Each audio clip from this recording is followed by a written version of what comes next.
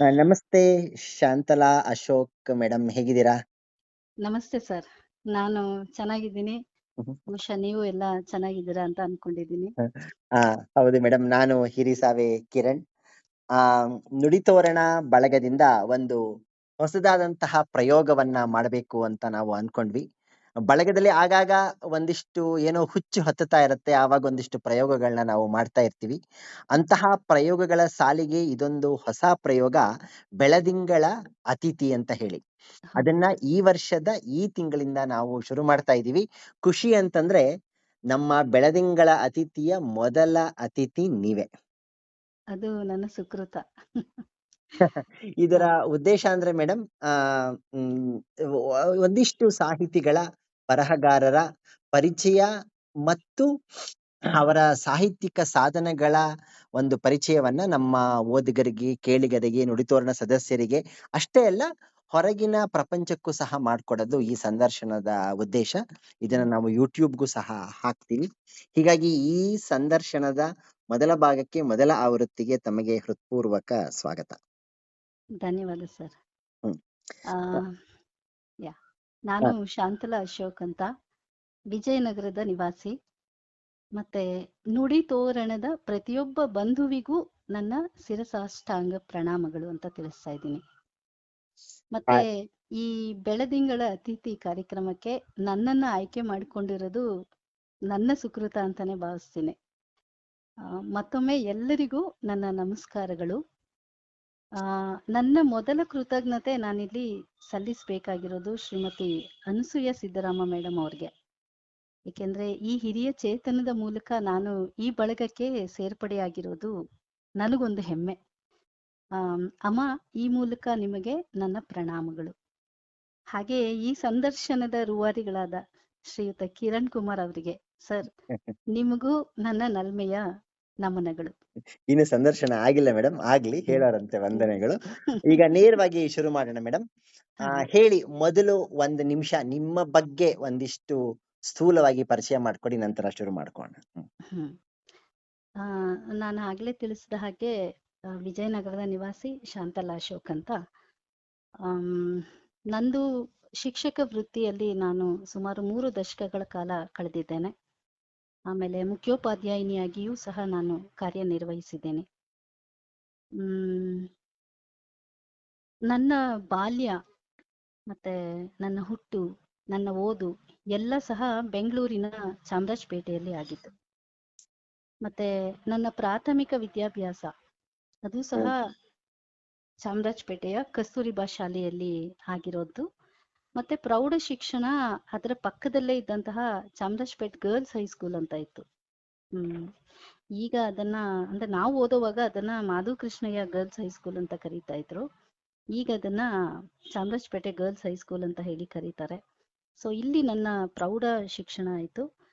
ಅದಾದ್ಮೇಲೆ ನನ್ನ ಕಾಲೇಜು ಶಿಕ್ಷಣ ಗಾಂಧಿ ಬಜಾರ್ನ ವಾಣಿ ವಿಲಾಸ ರಸ್ತೆಯಲ್ಲಿರುವಂತಹ ವಾಸವಿ ಕಾಲೇಜ್ನಲ್ಲಿ ಆಗಿತ್ತು. ಸೊ ಇದು ನನ್ನ ಒಂದು ಬಾಲ್ಯದ ಓದು. ಮೇಡಮ್, ಬಹಳ ನೀವು ನಸ್ಟಾಲ್ಜಿಕ್ ಮಾಡ್ಬಿಟ್ರಿ ನನ್ನನ್ನ. ಯಾಕೆಂದ್ರೆ ಚಾಮರಾಜಪೇಟೆ, ಗಾಂಧಿ ಬಜಾರು, ಬಸವನಗುಡಿ ಇದೆಲ್ಲ ಬಹುಶಃ ನಾನ್ ನಿಮಗೆ ಈ ಸುತ್ತಮುತ್ತದ ಒಂದು ವಿಶೇಷವಾದಂತ ಸಂದರ್ಶನವನ್ನ ಇನ್ನೊಂದಿನ ಯಾವತ್ತಾದ್ರೂ ಮಾಡ್ತೀನಿ. ಯಾಕೆಂದ್ರೆ ಬೆಂಗಳೂರಷ್ಟೇ ಅಲ್ಲ, ಕರ್ನಾಟಕ ಅಷ್ಟೇ ಅಲ್ಲ, ಇಡೀ ಭಾರತಕ್ಕೆ ಕುತೂಹಲಕಾರಿಯಾದಂತಹ ಸ್ಥಳಗಳು ಇವು. ಇರ್ಲಿ, ಅದಕ್ಕೆ ಆಮೇಲೆ ಬರೋಣ. DVG ರೋಡು, ಬ್ರಾಹ್ಮಿನ್ಸ್ ಕಾಫಿ ಬಾರು, SLV ವಿದ್ಯಾರ್ಥಿ ಇನ್ನೊಂದು ಮತ್ತೊಂದು ಭವನು. ವಿದ್ಯಾರ್ಥಿ ಹ್ಮ್. ಭವನ್, ಸೊ ರಾಷ್ಟ್ರೋತ್ಥಾನ ಪರಿಷತ್, ಇದಕ್ಕೆಲ್ಲ ಇನ್ನೊಂದ್ಸತಿ ಬರೋಣ ನಾವು. ಆದ್ರೆ ನಿಮಗೆ ಠಕ್ ಅಂತ ನಿಮ್ಮ ಬಾಲ್ಯ ಈ ಗಾಂಧಿ ಬಜಾರ್ ಅಂದ ತಕ್ಷಣ ಏನು ಒಂದು ವಿಶೇಷವಾದಂತದ್ದು ಹೇಳ್ಬೇಕು ಅಂತ ಅನ್ಸುತ್ತೆ? ಅಂದ್ರೆ ನಾವೆಲ್ಲರೂ ಬಹಳ ಗಮನಿಸ್ತಾ ಬಂದಿರೋ ಹಾಗೆ ನಮ್ಮ ಬಾಲ್ಯದಿಂದ ಗಾಂಧಿ ಬಜಾರ್ ಅಂತಂದ್ರೆ ಅದು ಒಂದು ಏನದು ಹಬ್ಬದ ತಾಣ ಅದು. ಅಂದ್ರೆ ಹೌದು. ಸದಾ ಅಲ್ಲಿ ಗಿಜುಗುಡುವಂತಹ ಜನಗಳು, ಅಂದ್ರೆ ಸದಾ ಅಲ್ಲಿ ಹಬ್ಬದ ವಾತಾವರಣನೇನೆ. ಈವನ್ ಚಾಮರಾಜಪೇಟೆನೂ ಹಾಗೇನೇನೆ. ಹಬ್ಬದ ಸಾಲುಗಳು ಬಂದ್ರೆ, ಅದಿಲ್ದೆ ಹೋದ್ರೆ ಮಾಮೂಲಿ ದಿನಗಳಲ್ಲೂ ಸಹ ಹಾಗೆ ಗಿಜುಗುಡ್ತಾ ಇರ್ತದೆ. ನಾವು ಅದೆಷ್ಟೋ ಸಾಹಿತಿಗಳನ್ನು, ಅದೆಷ್ಟೋ ಬರಹಗಾರರನ್ನು ಅಲ್ಲಿ ಇಲ್ಲಿ ರಸ್ತೆಯಲ್ಲಿ ಕಂಡದುಂಟು ಆಗ ಈಗ. ಸೊ ಹಂಗಾಗಿ ಅದು ಒಂದು ಕೇವಲ ರಸ್ತೆ ಅಂತ ಅನ್ಸೋದಿಲ್ಲ, ಅದು ನಮಗೆ ಒಂದು ಸಾಹಿತ್ಯದ ತಾಣ ಅಂತನೋ ಅಥವಾ ಯಾವುದೋ ಒಂದು ಆ ಸ್ಫೂರ್ತಿಯ ಸೆಲೆ ಅಂತ ಹೇಳಿ ನನಗನ್ಸುತ್ತೆ. ಯಾವ ಯಾವ ಎಸ್ಪೆಷಲಿ ಸಾಹಿತಿನ ನೋಡಿದೀರಾ ಯಾವಾಗಾದ್ರೂ? ನಾನಲ್ಲಿ ಆ ಎಲ್ಲಿ ಅದೇ ವಿದ್ಯಾರ್ಥಿ ಭವನ್ಗೆ ಹೋದಾಗ ಆಮ್, ಇವರು ಅನಂತಮೂರ್ತಿ ಅವರು ಬಂದಿದ್ರು ಅಲ್ಲಿ. ವಾವ್ ಅನಂತಮೂರ್ತಿ ಸರ್ ಬಂದಿದ್ರು. Wow wow. ಅಂದ್ರೆ ಹ್ಮ್ ನೋಡಿದ್ದಷ್ಟೇ, ಅವರನ್ನ ನಮಸ್ಕಾರ ಮಾಡಿದ್ದಷ್ಟೇ. ಯಾಕೆಂದ್ರೆ ಅಷ್ಟು ಜನ ಸಾರ್ವಜನಿಕರಲ್ಲಿ ನಾನು ಒಬ್ಳು ಮೊಬೈಲ್ ಯಕಶ್ಚಿತ್. ಇರ್ಲಿಲ್ಲ ಅನ್ಸತ್ತೆ, ಸೆಲ್ಫಿ ಖಂಡಿತ ಇಲ್ಲ, ತಕ್ಕೋಬೋದಿತ್ತು. ಇಲ್ಲ. ನಾನ್ ಹೇಳ್ತಾ ಇರೋದು ಈಗೊಂದು 15 ವರ್ಷಗಳ ಹಿಂದೆ ಹ್ಮ್ ಹ್ಮ್ ಹ್ಮ್. ಮಾತಿದು. ಸೊ ಹಂಗಾಗಿ ಅದು ಗಾಂಧಿ ಬಜಾರ್ ಅಂತಂದ್ರೆ ಅದು ಒಂಥರ ನಮಗೆ ಆಕರ್ಷಣೀಯ ತಾಣ ಅದು. ಹೌದು ಹೌದು. ಹ್ಮ್ ರವಿ ಬೆಳೆಗರೆ ಹೇಳ್ತಾರಲ್ಲ, ಹೂವು ಹಣ್ಣುಗಳ ರಸ್ತೆ, ರಸ್ತೆಯಲ್ಲೊಂದು ನನ್ನ ಪುಸ್ತಕದ ಅಂಗಡಿ ಅಂತ ಅವರು ಇಂಟ್ರಡಕ್ಷನ್ ಕೊಟ್ಟಿದ್ರು. ಹಾ ಅವರು ಹ್ಮ್ ಬೆಳಗೆರೆ ಹ್ಮ್ ಬುಕ್ಸ್ ಶುರು ಮಾಡಿದಾಗ. ಇರ್ಲಿ, ಹೇಳಿದ್ನಲ್ಲ, ಅದು ಮಾತಾಡ್ತಾ ಹೋದ್ರೆ ಅದು ಬೇರೆ ಆಗ್ಬಿಡುತ್ತೆ. ಹೌದು ಹೌದು. ಮೇಡಮ್, ನಿಮ್ಮ ತಂದೆ ತಾಯಿ ಅಕ್ಕ ತಮ್ಮ ಒಂದ್ ಸ್ವಲ್ಪ ಸೂಕ್ಷ್ಮವಾಗಿ ಅವರ ಪರಿಚಯ, ತಂದೆ ತಾಯಿಗಳಿಂದ ನಿಮ್ಮ ಮೇಲೆ ಆದಂತ ಪ್ರಭಾವ. ಹ್ಮ್ ಆಕ್ಚುಲಿ ನಾನು ಆ ಇದನ್ನ ಹೇಳೋದು ಮರ್ತಿದ್ದೆ. ಅಂದ್ರೆ ಬಾಲ್ಯದ್ದು ನನಗೆ ಒಂದ್ ಸ್ವಲ್ಪ ರಿವೈಂಡ್ ಮಾಡ್ಕೋಬೇಕು ಅನ್ನಿಸ್ತು. ಆಮ್, ಬಾಲ್ಯದಿಂದಲೂ ನನಗೆ ಈ ಸಂಗೀತ ಸಾಹಿತ್ಯಗಳಲ್ಲಿ ಆಸಕ್ತಿ ಇತ್ತು. ಮತ್ತೆ ಶಾಲಾ ಕಾಲೇಜ್ ದಿನದಿಂದನೂ ನಾನು ಈ ಎಲ್ಲ ಸಾಂಸ್ಕೃತಿಕ ಕಾರ್ಯಕ್ರಮಗಳಲ್ಲೂ ಪಾಲ್ಗೊಳ್ತಾ ಇದ್ದೆ. ಮತ್ತೆ ಕಾಲೇಜು ದಿನದಿಂದಲೇ ಒಂದಷ್ಟು ಕವಿತೆಗಳನ್ನ ಬರೆಯೋದನ್ನ ಮೈಗೂಡಿಸ್ಕೊಂಡಿದ್ದೆ. ಸಣ್ಣ ಕವಿತೆಗಳು ಬರೀತಾ ಬರೀತಾ ಕೆಲವೊಮ್ಮೆ ಅಂದ್ರೆ ಕಾಲೇಜ್ ಆದ್ಮೇಲೂ ಸಹ ಅದನ್ನ ಮುಂದುವರಿಸ್ಕೊಂಡು ಬಂದೆ. ಹ್ಮ್ ಕೆಲವನ್ನ ಅದೇ ನಿಯತಕಾಲಿಕೆಗಳಲ್ಲಿ, ಪತ್ರಿಕೆಗಳಲ್ಲಿ, ವಾರಪತ್ರಿಕೆಗಳಲ್ಲಿ ಕಳಿಸೋದಕ್ಕೂ ಶುರು ಮಾಡಿದೆ. ಕೆಲವೊಂದು ಪ್ರಕಟ ಆಯ್ತು, ಮತ್ತೆ ಕೆಲವು ವಾಪಸ್ ಬಂತು. ಹ್ಮ್ ಆಮೇಲೆ ಅದು ಅಲ್ಲದೆ ಬಹುಶಃ ನನ್ನ ಕುಟುಂಬದ ಹಿನ್ನೆಲೆ ಅನ್ಸುತ್ತೆ ನನಗೆ. ನನ್ನ ಸೋದರತ್ತೆಯರು ಅಂದ್ರೆ ತಂದೆ ಅಕ್ಕ ತಂಗಿಯರು ಒಳ್ಳೆ ಹಾಡುಗಾರರು ಮತ್ತೆ ಬರಹಗಾರರು ಸಹ ಆಗಿದ್ರು. ಹ್ಮ್ ಹ್ಮ್ ಆಮೇಲೆ ಜೊತೆಗೆ ಸಂಗೀತದ ಕುಟುಂಬದಿಂದ ಬಂದಂಥವಳು ನಾನು. ಅಂದ್ರೆ ಹ್ಮ್ ಸಹಜವಾಗಿ ಈ ಹಾಡು ಬರಹಗಳಲ್ಲಿ ತೊಡಗಿಸ್ಕೊಳ್ಳೋದಕ್ಕೆ ಇದು ಒಂದು ಅನುಕೂಲ ಆಯ್ತೇನೋ ನನ್ಗೆ. ನನ್ನ ತವರಿನ ಕುಟುಂಬ ಒಂದು ಕಲಾ ಕುಟುಂಬ ಅಂತ ಹೇಳೋದಕ್ಕೆ ಇವತ್ತಿಗೂ ನಂಗೆ ಹೆಮ್ಮೆ ಅನ್ಸುತ್ತೆ. ಮತ್ತೆ ಸ್ವತಃ ನನ್ನ ತಂದೆಯವರು ಸಂಗೀತಗಾರರು, ಹ್ಮ್ ಆಮ್, ಹ್ಮ್ ಜೊತೆಗೆ ಕ್ಯಾಸಿಯೋ ಪ್ಲೇಯರ್ ಸಹ. ಮತ್ತೆ ನನ್ನ ದೊಡ್ಡಪ್ಪ ಚಿಕ್ಕಪ್ಪ ಇವರೆಲ್ಲರೂ ಸಹ ಒಬ್ಬೊಬ್ರು ಒಂದೊಂದು ಇನ್ಸ್ಟ್ರೂಮೆಂಟ್ ವಾದ್ಯಗಳನ್ನ ನುಡಿಸುವಂಥವ್ರು. ಒಬ್ರು ತಬಲಾ, ಒಬ್ರು ಕೊಳಲು, ಒಬ್ರು ಹಾರ್ಮೋನಿಯಮು, ಹ್ಮ್ ಹ್ಮ್ ಹೀಗೆ. ಸೊ ಹ್ಮ್ ಹ್ಮ್ ಹ್ಮ್ ಹಾಗಾಗಿ ಈ ಕಲಾ ಕುಟುಂಬದ ಕುಡಿ ನಾನು ಅಂತ ಹೇಳ್ಕೊಳ್ಳಿಕ್ಕೆ ಒಂದು ಹೆಮ್ಮೆ ಇದೆ ನನಗೆ. ಹ್ಮ್ ಸೊ ಹ್ಮ್ ಹ್ಮ್ ಇದು ನನ್ನ ಅಂದ್ರೆ ಈ ಬಾಲ್ಯದಲ್ಲಿ ನನಗೆ ಕುಟುಂಬದ ಕಡೆಯಿಂದ ಆದಂತಹ ಒಂದು ಬೆಂಬಲ ಇದು. ಹ್ಮ್ ಹ್ಮ್ ಹ್ಮ್ ಹ್ಮ್ ಹ್ಮ್ ಹ್ಮ್ ಮತ್ತೆ ತಂದೆ ತಾಯಿಗಳ ಬಗ್ಗೆ ಹೇಳ್ಬೇಕು ಅಂದ್ರೆ ಬಹುಶಃ ಎಲ್ಲರೂ ಏನು ಭಾವುಕರಾದಂಗೆ ನಾನು ಒಂದಷ್ಟು ಭಾವುಕಳೆ. ತಂದೆ ತಾಯಿ ಬಗ್ಗೆ ಹೇಳುವಾಗ ಆಮ್, ನಮ್ಮ ಬೇಂದ್ರೆ ಅವರು ಹೇಳ್ತಾರೆ, ತಾಯಿಯ ತೊಡೆಯಲಲ್ಲಾಡದ ಶಿಶುಗಳು ಇಳೆಯೋಳು ಎಲ್ಲಾದರುಂಟೆ ಅಂತ. ಹ್ಮ್ ಸೊ ಹ್ಮ್ ಹಾಗೆ ಹ್ಮ್ ಅಂದ್ರೆ ಆ ಧೀಮಂತನಿಂದ ಹಿಡಿದು ದೀನನವರೆಗೂ ಆ ತಂದೆ ತಾಯಿಯ ಪ್ರಭಾವ ಅವ್ರ ಮೇಲೆ ಖಂಡಿತ ಇರುತ್ತೆ ಅನ್ನೋ ಮಾತು ಎಲ್ಲರೂ ಅಂದ್ರೆ ಇದೊಂದು ಸಾರ್ವಕಾಲಿಕ ಸತ್ಯ ಅಂತ. ಹಾಗೆ ನನ್ನನ್ನು ರೂಪಿಸೋದ್ರಲ್ಲೂ ನನ್ನ ತಂದೆ ತಾಯಿಯ ಪಾತ್ರ ಬಹಳ ಇದೆ, ಎಲ್ಲ ಮಕ್ಕಳ ಹಾಗೇನೇನೆ. ಈ ಹಿಂದೆ ಹೇಳ್ದಾಗೆ ನನ್ನ ತಂದೆ ವೆಂಕಟೇಶ್ ಮೂರ್ತಿ ಅಂತ ಹೇಳಿ ಹ್ಮ್ ಸಂಗೀತಗಾರರು. ಆ ದಿನಗಳಲ್ಲಿ ಬೆಂಗಳೂರಿನಲ್ಲಿ ನಾನಿವಾಗ ಹೇಳ್ತಾ ಇರೋದು ಸುಮಾರು ಒಂದು 40 ವರ್ಷದ ಹಿಂದೆ, ಹ್ಮ್ 40-50 ವರ್ಷದ ಹಿಂದಿನ ಮಾತು. ಬೆಂಗಳೂರಲ್ಲಿ ಉದಯ ಭಾನು ಅಂತ ಹೇಳಿ ಪ್ರಸಿದ್ಧವಾದ ವಾದ್ಯಗೋಷ್ಠಿ ಇತ್ತು. ಹ್ಮ್ ಹ್ಮ್ ಸೊ ನಮ್ಮ ತಂದೆಯವರೇ ಅದನ್ನ ನಡೆಸ್ಕೊಡ್ತಾ ಇದ್ದದ್ದು. ಹ್ಮ್ ಹ್ಮ್ ಅಲ್ಲಿ ಅವರು ಅಕಾರ್ಡಿಯನ್ ಪ್ಲೇ ಮಾಡ್ತಾ ಇದ್ರು. ಅಕಾರ್ಡಿಯನ್ ಅಂದ್ರೆ ಈ ಮೇರಾ ನಾಮ್ ಜೋಕರ್ ಅಲ್ಲಿ ರಾಜ್ ಕಪೂರ್ ನುಡ್ಸಿರ್ತಾರಲ್ಲ, ಹಾ ಹಾ ಹಾ ಆ ಹಾ ಎದೆ ಮೇಲೆ ಇಟ್ಕೊಂಡು ಅದು. ಹ್ಮ್ ಸೊ ಆ ಇನ್ಸ್ಟ್ರೂಮೆಂಟ್ ಅನ್ನ ತುಂಬಾ ಅವರು ನುರಿತ ವಾದ್ಯಗಾರರಾಗಿದ್ರು ಅಕಾರ್ಡಿಯನ್ ನಲ್ಲಿ. ಹಾಗಾಗಿ ಅವರನ್ನ ಅಕಾರ್ಡಿಯನ್ ಮೂರ್ತಿ ಅಂತಾನೆ ಗುರ್ತಿಸ್ತಾ ಇದ್ರು ಆ ಕಾಲಕ್ಕೆ. ಹ್ಮ್ ಹ್ಮ್ ಹ್ಮ್ ಹ್ಮ್ ಹ್ಮ್. ಹಂಗಾಗಿ ಅಪ್ಪ ಶಾಸ್ತ್ರೀಯ ಮತ್ತೆ ಪಾಶ್ಚಿಮಾತ್ಯ ಎರಡೂ ಸಂಗೀತನ ಕರಗತ ಮಾಡ್ಕೊಂಡಂಥವ್ರು. ಶಾಸ್ತ್ರೀಯ ಅಂದ್ರೆ ಕರ್ನಾಟಕ ಸಂಗೀತನ? ಹಾ, ಹ್ಮ್ ಹ್ಮ್. ಕರ್ನಾಟಕ ಸಂಗೀತ. ಓಕೆ. ಹ್ಮ್ ಮತ್ತೆ ಅದಲ್ಲದೆ ಅವರು ಪೊಲೀಸ್ ಡಿಪಾರ್ಟ್ಮೆಂಟ್ ಅಲ್ಲಿ ಬ್ಯಾಂಡ್ ಮಾಸ್ಟರ್ ಆಗಿ ಕೆಲಸ ಮಾಡಿ IGP ಆಗಿ ನಿವೃತ್ತಿ ಆಗಿದ್ದಾರೆ. ಹ್ಮ್ ಹ್ಮ್ ಹ್ಮ್ ಮತ್ತೆ ಇಂದಿಗೂ ಅವರನ್ನ ಜೀವಂತವಾಗಿ ಇಟ್ಟಿರೋದು ಏನಪ್ಪಾ ಅಂದ್ರೆ ಅವರು ನಂಬಿದಂತಹ ಸಂಗೀತ. ಹ್ಮ್ ಹ್ಮ್ ಹ್ಮ್ ಆ ಅಪ್ಪನ ಕಾಳಜಿ, ಕರ್ತವ್ಯ ಪ್ರಜ್ಞೆ ಮತ್ತೆ ಪರೋಪಕಾರ, ಇದೆಲ್ಲ ನಾವು ಅವರಿಂದ ಕಲ್ತಂತಹ ಒಂದು ಸದ್ಗುಣಗಳು. ಮತ್ತೆ ಮನೆ ಮಟ್ಟಿಗೆ ಹಾಡೋಷ್ಟು ಅಪ್ಪನಿಂದ ಕಲ್ತಿದ್ರು ನಾವು ಇವತ್ತಿಗೂ ನಾವು ಅವ್ರ ಎದುರು ಹಾಡೋದಕ್ಕೆ ಒಂದು ರೀತಿಯ ಅಳುಕು ನಮಗೆ. ಹ್ಮ್ ಅಂದ್ರೆ ಹ್ಮ್ ಅಪ್ಪ ಅಷ್ಟು ಸುಲಭವಾಗಿ ಒಪ್ಪೋದಿಲ್ಲ, ನೀನ್ ಸರಿಗ್ ಹಾಡ್ತಿದ್ಯಾ ಅಂತ ಒಪ್ಪೋದಿಲ್ಲ. ಹಂಗಾಗಿ ಒಂದ್ ರೀತಿ ಅಳುಕು ಅಪ್ಪನ ಮುಂದೆ ಹಾಡಕ್ಕೆ ಅಂತ. ಇದು ಅಪ್ಪನ ಒಂದು ಪ್ರಭಾವ ನನ್ನ ಹ್ಮ್ ಮೇಲೆ. ಹ್ಮ್ ಹ್ಮ್. ಆ ಅಕಾರ್ಡಿಯನ್ ಅಂದ್ರಲ್ಲ, ಈಗ್ಲೂ ಇಟ್ಟಿದ್ದೀರಾ ಅದು? ಆ ಅಕಾರ್ಡಿಯನ್ನು ಈಗ ಇಲ್ಲ ಸರ್, ಅದು ಅಂದ್ರೆ ಅದೇ ಹ್ಮ್. ಬಹಳ ವರ್ಷಗಳ ಹಿಂದೆ ಇದ್ದದ್ದು. ಈಗ ಎಲ್ಲೂ ಅಷ್ಟು ಇದ್ರಾಗ ಸಿಗ್ತಾನು ಇಲ್ಲ ಅದು. ಹಾ ಹಾ ಹಾ. ಇಲ್ಲ ಅಂದ್ರೆ ಅದು ರಿಪೇರಿ ಮಾಡೋದೇ ಬಹಳ ಕಷ್ಟ. ಹೌದು. ಯಾಕೆಂದ್ರೆ ಅದನ್ನ ಎಲ್ಲೋ ಹೊರ ದೇಶಕ್ಕೆ ಕಳಿಸಿ ಅದನ್ನ ರಿಪೇರಿ ಮಾಡಿಸುವಂತಹ ಒಂದು ಸಂದರ್ಭ ಬಂದಿದ್ರಿಂದ ಅದನ್ನ ಮಾರಿದ್ದಾಯ್ತು. ಸರಿ ಸರಿ. ಹಂಗಾಗಿ ಆ ಇನ್ಸ್ಟ್ರೂಮೆಂಟ್ ಇವಾಗ ಇಲ್ಲ. ಹ್ಮ್ ಹ್ಮ್ ಬರೀ ಫೋಟೋದಲ್ಲಿ ಅಷ್ಟೇ ನಾವು ನೋಡಿರೋದು. ಹಾಗಾಗಿ ಇನ್ನು ಅಮ್ಮ, ನನ್ನ ತಾಯಿ ಶ್ರೀಮತಿ ಲೀಲಾವತಿ ಅಂತ, ಮನೆಯ ಆಧಾರ ಸ್ತಂಭ. ಬಹುಶಃ ಹ್ಮ್ ಎಲ್ಲರ ಹ್ಮ್. ಮನೆಯ ಆಧಾರ ಸ್ತಂಭ ತಾಯಿ ಆದ ಹಾಗೆ ಹಾ. ಇಲ್ಲೂ ಸಹ. ಅಮ್ಮನ ಬಗ್ಗೆ ಅಂತಂದ್ರೆ ಆಕೆ ಒಂಥರ ಛಲವಾದಿ. ಹ್ಮ್ ಎಲ್ಲವನ್ನ ಮೆಟ್ಟಿ ನಿಲ್ಲಬೇಕು ಅನ್ನುವಂತಹ ಆಶಾವಾದಿನೂ ಸಹ ಆಕೆ. ಮತ್ತೆ ಹ್ಮ್ ಅಮ್ಮ ಗೌರ್ಮೆಂಟ್ ಸ್ಕೂಲ್ ಟೀಚರ್ ಆಗಿ ರಿಟೈರ್ಡ್ ಆಗಿದ್ದಾರೆ. ಹ್ಮ್ ಅವರು ಹ್ಮ್ ಸಹ ಹ್ಮ್ ಸುಮಾರು ಒಂದು 3 ದಶಕಗಳ ಕಾಲ ಕೆಲಸ ಮಾಡಿದ್ರು ಗೌರ್ಮೆಂಟ್ ಸ್ಕೂಲಲ್ಲಿ, ಬೇರೆ ಬೇರೆ ಸ್ಥಳಗಳಲ್ಲಿ.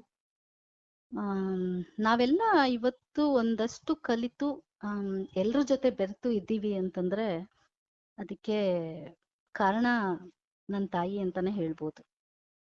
ಹ್ಮ್ ಹ್ಮ್ ಆಕೆಯ ಅಂದ್ರೆ ಒಂದ್ ರೀತಿ ಆ ಕಷ್ಟ ಸಹಿಷ್ಣುತೆ, ಆಮೇಲೆ ಆ ಕಾರ್ಯ ಸಾಧನೆ ಮಾಡೋದಕ್ಕೆ ಬೇಕಾಗಿರುವಂತಹ ಛಲ, ಆಮೇಲೆ ಆಪತ್ ಬಾಂಧವತೆ. ಅಂದ್ರೆ ಇವತ್ತು ಸಹ ನಾವ್ 5 ಜನ ಮಕ್ಕಳು ಸರ್ ನಮ್ಮ ತಂದೆ ತಾಯಿಗೆ. ಹ್ಮ್ ಆ ಇವತ್ತು ನಾವ್ ಯಾರಾದ್ರೂ ಏನಾದ್ರೂ ಕಷ್ಟ ಅಂತ ಕರೆದ ಕೂಡ್ಲೆ ಅಮ್ಮ ಈ ಹೊತ್ತಲ್ಲೂ, ಈ ವಯಸ್ಸಿನಲ್ಲೂ, ಈ ಇಳಿ ವಯಸ್ಸಿನಲ್ಲೂ ಓಡಿ ಬರ್ತಾರೆ, ನಮ್ಮ ಕಷ್ಟಗಳಿಗೆ ಆಗ್ತಾರೆ. ಹ್ಮ್ ಹಂಗಾಗಿ ಅವರ ಈ ಒಂದು ಏನು ಜೀವನೋತ್ಸಾಹ ನಮ್ಮನ್ನ ಇವತ್ತಿಗೂ ಸಹ ಜೀವಂತವಾಗಿ ಇಟ್ಟಿದೆ ಅಂದ್ರೆ ಅದು ತಪ್ಪೇನಿಲ್ಲ. ಹ್ಮ್ ಹ್ಮ್ ಹ್ಮ್ ಮತ್ತೆ ಅವ್ರದ್ದೊಂಥರ ಲೆಕ್ಕಾಚಾರದ ಗುಣ. ಹ್ಮ್ ಹ್ಮ್ ಅಂದ್ರೆ ಅದೇ ತಿಂಗಳಾಗತ್ಲು ಇಷ್ಟಕ್ಕೆ ನಾನು ಈ ದುಡ್ಡು ಇದಕ್ ಕೊಡ್ಬೇಕು ಅದಕ್ ಕೊಡ್ಬೇಕು ಅಂತ ಹೇಳಿ ಪಟ್ನ ಕಟ್ಟು ಬರ್ದ್ಬಿಟ್ಟು ಇಡ್ತಾ ಇದ್ರು. ನಾವ್ ಇವತ್ತಿಗೂ ಅವರನ್ನ ರೇಗಿಸ್ತೀವಿ, ಅಮ್ಮ ಪಟ್ನ ಕಟ್ಟಿ ಕಟ್ಟಿ ಇಡ್ತಾ ಇದೆಯಲ್ಲ ನೀನ್ ದುಡ್ಡು ಬರದು ಅಂತ ಹೇಳಿ. ಸೊ ಹಾಗೆ ಅಂತ ಲೆಕ್ಕಾಚಾರದ ಗುಣ ಅವ್ರದ್ದು.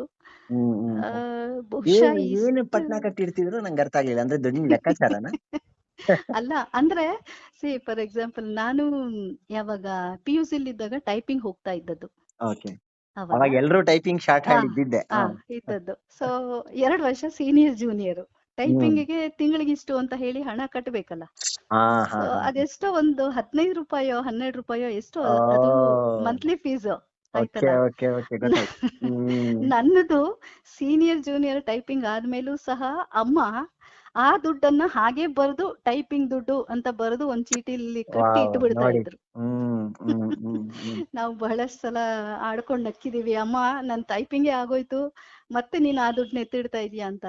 ಇಲ್ಲ ಇಲ್ಲ, ಇದು ಹಂಗಲ್ಲ, ಇದು ಆಪದ್ದನ ಅಂತ ಹೇಳಿ. ಸೊ ಹಾಗೆ ಅಂದ್ರೆ ಅವ್ರದ್ದು ಅಂತ ಒಂದು ಲೆಕ್ಕಾಚಾರದ ರೀತಿ ಅದು. ಹ್ಮ್. ಬಹುಶಃ ಅದನ್ನೆಲ್ಲ ಕಟ್ಟಿ ನಾವಷ್ಟು ಸಾಸಿವೆ ಡಬ್ದಲ್ಲೋ ಜೀರಿಗೆ ಡಬ್ದಲ್ಲೋ. ಖಂಡಿತ ಹಾಗಿಟ್ಟು ಆ ನಾವು ಇವತ್ತು ಈ ಪೊಸಿಷನ್ ಅಲ್ಲಿ ಇರ್ಬೇಕು ಅಂದ್ರೆ ಬಹುಶಃ ಅಮ್ಮನ ಈ ಎಲ್ಲ ಕರೆಕ್ಟ್. ಏನದು ಆ ತ್ಯಾಗ ಹೌದು. ಅದು ಖಂಡಿತ ಹೌದು ಅಂತಾನೆ ಹೇಳ್ಬೋದು ಸರ್.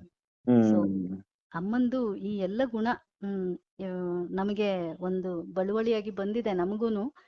ಹ್ಮ್ ಅಮ್ಮನಷ್ಟು ಆಗದೆ ಹೋದ್ರೂನು ಆ ಅಮ್ಮನಿಂದ ಕಲಿತ ಕೆಲವು ಗುಣಗಳಲ್ಲಿ ನಾವ್ ಇವತ್ತಿಗೂ ಹಾಗೆ ಪಾಲಿಸ್ಕೊಂಡು ಹೋಗ್ತಾ ಇದ್ದೀವಿ. ತುಂಬಾ ಹಾಗಾಗಿ ಖುಷಿ ಆಯ್ತು ಮೇಡಮ್. ಅಪ್ಪ ಅಮ್ಮ ಇಬ್ರು ಸಾಧಕರು. ಆ, ಈಗ ಮುಂದೆ ನಿಮ್ಮ ವೃತ್ತಿಗೆ ಬರೋಣ. ಹ, ಅವರಿಬ್ಬರಿಗೂ ನಮಸ್ಕಾರ ಮಾಡ್ತಾ ನಿಮ್ಮ ವೃತ್ತಿಗೆ ಬರೋಣ. ಸೊ ಶಿಕ್ಷಕಿಯಾದ್ರಿ ಅಂತ ಹೇಳಿದ್ರಿ. ಹಾ ಶಿಕ್ಷಕ ವೃತ್ತಿಯಲ್ಲಿನ ಅನುಭವಗಳನ್ನ ಸ್ವಲ್ಪ ಹಂಚ್ಕೊಳ್ಳಿ. ಹಾ ಆಮ್, ನಾನು ಶಿಕ್ಷಕ ವೃತ್ತಿಯನ್ನ ಆಯ್ಕೆ ಮಾಡಿಕೊಂಡದ್ದಲ್ಲ, ಅನಿರೀಕ್ಷಿತವಾಗಿ ಹೋಗಿತ್ತು. ಹ್ಮ್. ಸೊ ಹಾಗಾಗಿ ನಾನ್ ಅನ್ಕೊಳ್ಳೋದೇನಂದ್ರೆ, see the best teachers are those who show you where to look but don't tell you what to be see. ಹ್ಮ್ ಆತರ. ಹ್ಮ್ ಹ್ಮ್ ಹ್ಮ್ ಅಂದ್ರೆ ನಾನು ಮೂಲತಃ ನಾನು BCom ಗ್ರಾಜ್ಯುಯೇಟ್. ಓಕೆ. ಆ ದಿನಗಳಲ್ಲಿ ನನಗೆ ಗ್ರಾಜ್ಯುಯೇಷನ್ ಮುಗಿಸಿದಾಗ ಬ್ಯಾಂಕ್ ಅಲ್ಲಿ ಕೆಲಸ ಮಾಡೋ ಒಂದು ಕನ್ಸಿತ್ತು. ಅಂದ್ರೆ ಅಲ್ಲಾದ್ರೆ ಫ್ಯಾನ್ ಕೆಳಗಡೆ ಕೂತು ಕೆಲಸ ಮಾಡ್ಬೋದು, ಏನು ಕಷ್ಟ ಇರಲ್ಲ ಅನ್ನೋದು ಅಂಥದ್ದೊಂದು ಮೈಂಡ್ ಸೆಟ್. ಹಾ ಸೊ ಆದ್ರೆ ನನ್ನನ್ನ ಕೈ ಹಿಡಿದಿದ್ದು ಅನಿರೀಕ್ಷಿತವಾಗಿ ಶಿಕ್ಷಕ ವೃತ್ತಿ. ಹಾ ಪದವಿ ನಾನು ಮುಗಿಸ್ತಾ ಇದ್ದ ಹಾಗೇನೆ ಪರಿಚಯ ಇರೋ ಪರಿಚಯ ಇರೋರೊಬ್ರು ಶಾಲೆಗೆ ಒಬ್ಬ ಟೀಚರ್ ಬೇಕಾಗಿದೆ, ತುಂಬಾ ಎಮರ್ಜೆನ್ಸಿ ಬೇಕಾಗಿದೆ ಅಂತ ಹೇಳಿದ್ರು. ಸೊ ಹಂಗಾಗಿ ಪರಿಚಯ ಇದ್ದಿದ್ರಿಂದ ಅದೊಂದ್ ರೀತಿಯ ದಾಕ್ಷಿಣ್ಯ ಅಲ್ವಾ, ಹಾಗಾಗಿ ಸರಿ ಅಂತ ಹೇಳಿ ಹೋಗಿ ಸೇರಿದ್ದಾಯ್ತು ಶಾಲೆಗೆ. ಅದು ಯಾವ್ದೋ ಒಂದು ಖಾಸಗಿ ಶಾಲೆನೆ. ಸರಿ, ಅಲ್ಲಿ ಕೆಲ್ಸ ಮಾಡ್ತಾ ಮಾಡ್ತಾ ಆಮೇಲೆ ನಿಧಾನಕ್ಕೆ ಅದನ್ನ ಸಿದ್ಧಿ ಮಾಡ್ಕೊಳಕ್ ಶುರು ಮಾಡಿದೆ. ಅಂದ್ರೆ ಬಹುಶಃ ಇದು ನನ್ನ ಒಂದು ವೃತ್ತಿಯಾಗಿ ನಾನು ಇದನ್ನ ಸ್ವೀಕರಿಸ್ಬೇಕು ಅನ್ನೋದು ಆಗ ನನಗೆ ಮನವರಿಕೆ ಆಗ್ತಾ ಹೋಯ್ತು. ಸೊ ಬರ್ತಾ ಬರ್ತಾ ನಾನು ಸಹ ವೃತ್ತಿಯನ್ನ ಏನದು ಎಂಜಾಯ್ ಮಾಡ್ತಾ ಹೋದೆ. ಸೊ BCom ಆಗಿತ್ತು. BCom ಆದ್ಮೇಲೆ ನಾನು ಕನ್ನಡದ ಮೇಲೆ ನನಗೆ ತುಂಬಾ ಒಲವು ಅವಾಗ್ಲಿಂದಾನು, ಕಾಲೇಜ್ ಡೇಸ್ ಇಂದಾನು. ಹಾಗಾಗಿ ಕನ್ನಡ ಸಾಹಿತ್ಯ ಪರಿಷತ್ತು ನಡೆಸ್ತಾ ಇದ್ದಂತಹ ಕಾವ ಜಾಣ ರತ್ನ ಪರೀಕ್ಷೆಗಳು ಮಾಡ್ತಾ ಇದ್ರು ಅವರು. ಈಗಲೂ ಇದೆ ಅನ್ಸುತ್ತೆ ಸರ್ ಅದು. ಸಾಹಿತ್ಯ ಪರಿಷತ್ತಿಂದ ನೇರವಾಗಿ ಮಾಡ್ತಾರೆ ಈ ಪರೀಕ್ಷೆಗಳು. ಹಾ ಸೊ ಆ ರತ್ನ ಪರೀಕ್ಷೆಯನ್ನು ಮುಗಿಸ್ಕೊಂಡೆ ನಾನು. ಆ ರತ್ನ ಪರೀಕ್ಷೆ ಮುಗಿದ ಮೇಲೆ ನನಗೆ ಕನ್ನಡದ ಬಗ್ಗೆ ಇನ್ನೂ ಹೆಚ್ಚು ಒಲವಾಯ್ತು. ಇಲ್ಲೇನೋ ಒಂದಿದೆ, ನಾನು ಇಲ್ಲಿ ನನ್ನತನವನ್ನ ನಾನು ತೋರಿಸಬಹುದೇನೋ ಅನ್ನೋ ಒಂದು ಹುಮ್ಮಸ್ಸು ನನಗೆ ಬೆಳೀತು.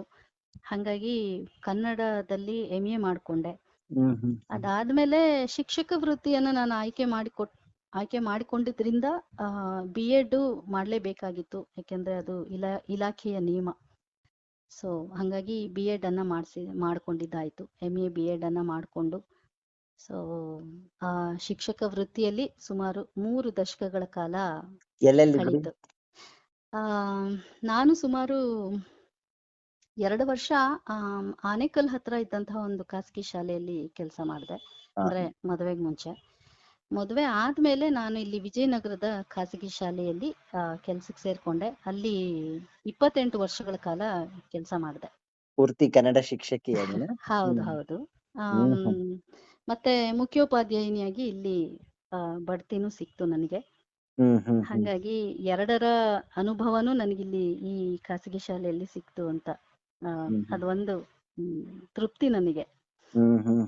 ಈ ಕಾವ ಜಾಣ ಮಾಡ್ಕೊಂಡ್ರಿ ಅಂತ ಹೇಳಿದ್ರಿ, ಮತ್ತೆ ರತ್ನ ಅಲ್ವಾ? ರತ್ನ ಮಾಡ್ಕೊಂಡ್ರಿ ಅಂತ ಅಂದ್ರೆ ತುಂಬಾ ಡೀಪ್ ಆಗಿ ಹಳಗನ್ನಡ ಎಲ್ಲ ಕಲ್ತಿರ್ಬೇಕು ಅವಾಗ. ಅಂದ್ರೆ ರತ್ನ ಹೇಗೆ ಅಂದ್ರೆ sir, it's like equal to degree ಅದು. ಆಯ್ತಲ್ಲ. ಸೊ ನಾವು ಡಿಗ್ರಿನಲ್ಲಿ ಏನು ಕನ್ನಡ ಓದ್ತಿದ್ವೋ ಅದು ಅಂದ್ರೆ ಅಲ್ಲಿ ಬರ್ತದೆ ಸರ್, ನೀವು ಹೇಳ್ದಂಗೆ ಹಳೆಗನ್ನಡ ಇರುತ್ತೆ, ಆಮೇಲೆ ಜನಪದ ಸಾಹಿತ್ಯ ಇರುತ್ತೆ ಅಲ್ಲಿ ಮುಖ್ಯವಾಗಿ, ಆಮೇಲೆ ಕವಿತೆಗಳಿರುತ್ತೆ. ಸೊ ಇವೆಲ್ಲವೂ ಇರ್ತದೆ. ಆಮೇಲೆ ನಾವು ಈ ಪಾಶ್ಚಾತ್ಯ ಕವಿಗಳ ಕೃತಿಗಳನ್ನು ಓದ್ಬೇಕಾಗತ್ತೆ ಅಲ್ಲಿ, ಅಂದ್ರೆ ಅದು ಕನ್ನಡದ ಅನುವಾದದಲ್ಲಿ. ಹಾ ಸೊ ಇದೇ ಸಂದರ್ಭದಲ್ಲಿ ಕೇಳ್ಬಿಡ್ತೀನಿ, ಅಂದ್ರೆ ಸಾಂದರ್ಭಿಕವಾಗಿ ಯಾರು ನಿಮ್ಮನ್ನ ಪ್ರಭಾವಿಸಿದಂತಹ ಒಬ್ಬ ಕನ್ನಡ ಲೇಖಕ ಮತ್ತೊಬ್ಬ ಪಾಶ್ಚಾತ್ಯ ಲೇಖಕ ಯಾರಾದ್ರೂ ಇದಾರ ಆತರ? ಅಂದ್ರೆ ಕನ್ನಡ ಲೇಖಕರು ಅಂತ ಹೇಳಿದಾಗ ನನಗೆ ತುಂಬಾ ಇಷ್ಟವಾಗಿದ್ದಂತಹ ಲೇಖಕರು ನನಗೆ ತರಾಸು ಅವರು.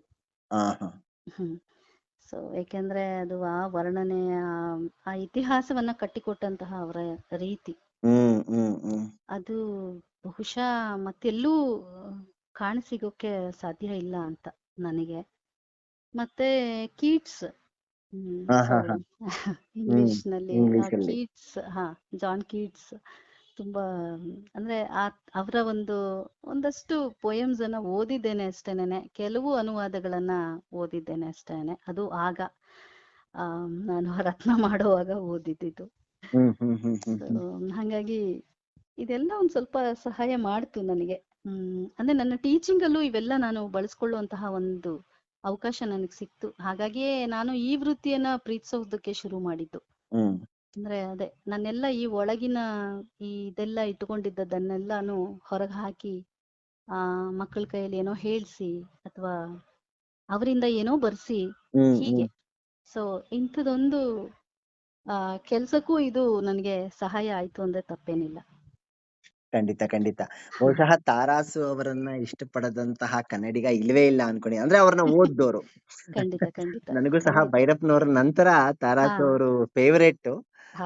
ಅದ್ರಲ್ಲೂ ಎಲ್ಲರೂ ಹೇಳೋ ಹಾಗೆ ದುರ್ಗಾಸ್ತಮಾನ ಅದನ್ನ ಮೀರ್ಸಿದ್ದು ಇಲ್ವೇ ಇಲ್ಲ. ನಮ್ಮಲ್ಲೂ ಗಂಧರ್ವ ಇದ್ದಾರೆ, ಶೈಲಾ ಜಯಕುಮಾರ್ ಇದ್ದಾರೆ, ಸುಮಾರು ಜನ. ಮುಂದಿನ ನಮ್ದು ನುಡಿತೋರಣ ಸಂಭ್ರಮ ಆಗದು ಅಲ್ಲೇ ಚಿತ್ರದುರ್ಗದಲ್ಲಿ. ಓಕೆ, ಇರ್ಲಿ, ಆ ವಿಷಯಕ್ಕೆ ಆಮೇಲೆ ಬರೋಣ. ನೀವು ತಾರಾಸು ಅಂದ ತಕ್ಷಣ ಇಷ್ಟೆಲ್ಲ ನೆನಪಾಯ್ತು. ಅದ್ರಲ್ಲೂ ದುರ್ಗಾಸ್ತಮಾನದಲ್ಲಿ ಅವ್ರು ಕೊಡ್ತಕ್ಕಂತ ಒಂದೊಂದು ಉಪಮೆಗಳು, ಬಹುಶಃ ಒಂದೊಂದು ಪುಟದಲ್ಲೂ 5-6 ಉಪಮೆಗಳನ್ನ ತರ್ತಾರೆ. ಇದನ್ನೆಲ್ಲ ಓದ್ಕೊಂಡು ಬಂದಿರೋರು ನಾವು. ನನಗೆ ಅದು ಓದಿದ ಮೇಲೆ ಮತ್ತೊಮ್ಮೆ ಚಿತ್ರದುರ್ಗಕ್ಕೆ ಹೋಗ್ಬೇಕು, ಅಲ್ಲಿ ಕೂತು ಈ ಪುಸ್ತಕ ಇಟ್ಕೊಂಡು ಓದ್ಬೇಕು, ಆ ಗಲ್ಲಿಗಳನ್ನ ನೋಡ್ಬೇಕು. ಮತ್ತೆ ಆ ದೇವಸ್ಥಾನಗಳನ್ನ ವಿವರಿಸಿದ್ದಾರೆ ಸರ್ ಅವರು. ಎಷ್ಟೊಂದು ದೇವಸ್ಥಾನಗಳನ್ನ ವಿವರಿಸಿದ್ದಾರೆ. ಅದೆಲ್ಲ ಈಗ್ಲೂ ಇದೆಯಾ? ನೋಡ್ಬೇಕು. ಅದೊಂದು ಹುಚ್ಚು ಒಂಥರ. ಸೊ ಆಗತ್ತೆ ಮೇಡಮ್, ಒಂದಿನ ಮೊದ್ಲೇ ಹೋಗೋಣ ನುಡಿ ಸಂಭ್ರಮಕ್ಕೆ. ನಾವಿಬ್ರು ಸಮಾನ ಮನಸ್ಕರು ಈ ವಿಷಯದಲ್ಲಿ.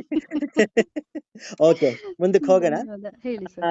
ಈಗ ಮುಂದೆ ನೀವು ಹೇಳಿದ್ರೆ ನಿಮ್ ಪರಿಚಯದಲ್ಲಿ ಆಕಾಶವಾಣಿ ಕಲಾವಿದೆಯಾಗಿ ಹಲವಾರು ಕೆಲಸ ಕಾರ್ಯಗಳನ್ನ ಮಾಡಿದೀರಾ ಅಂತ. ಹೇಗೆ ಆಕಾಶವಾಣಿ ನಂಟು?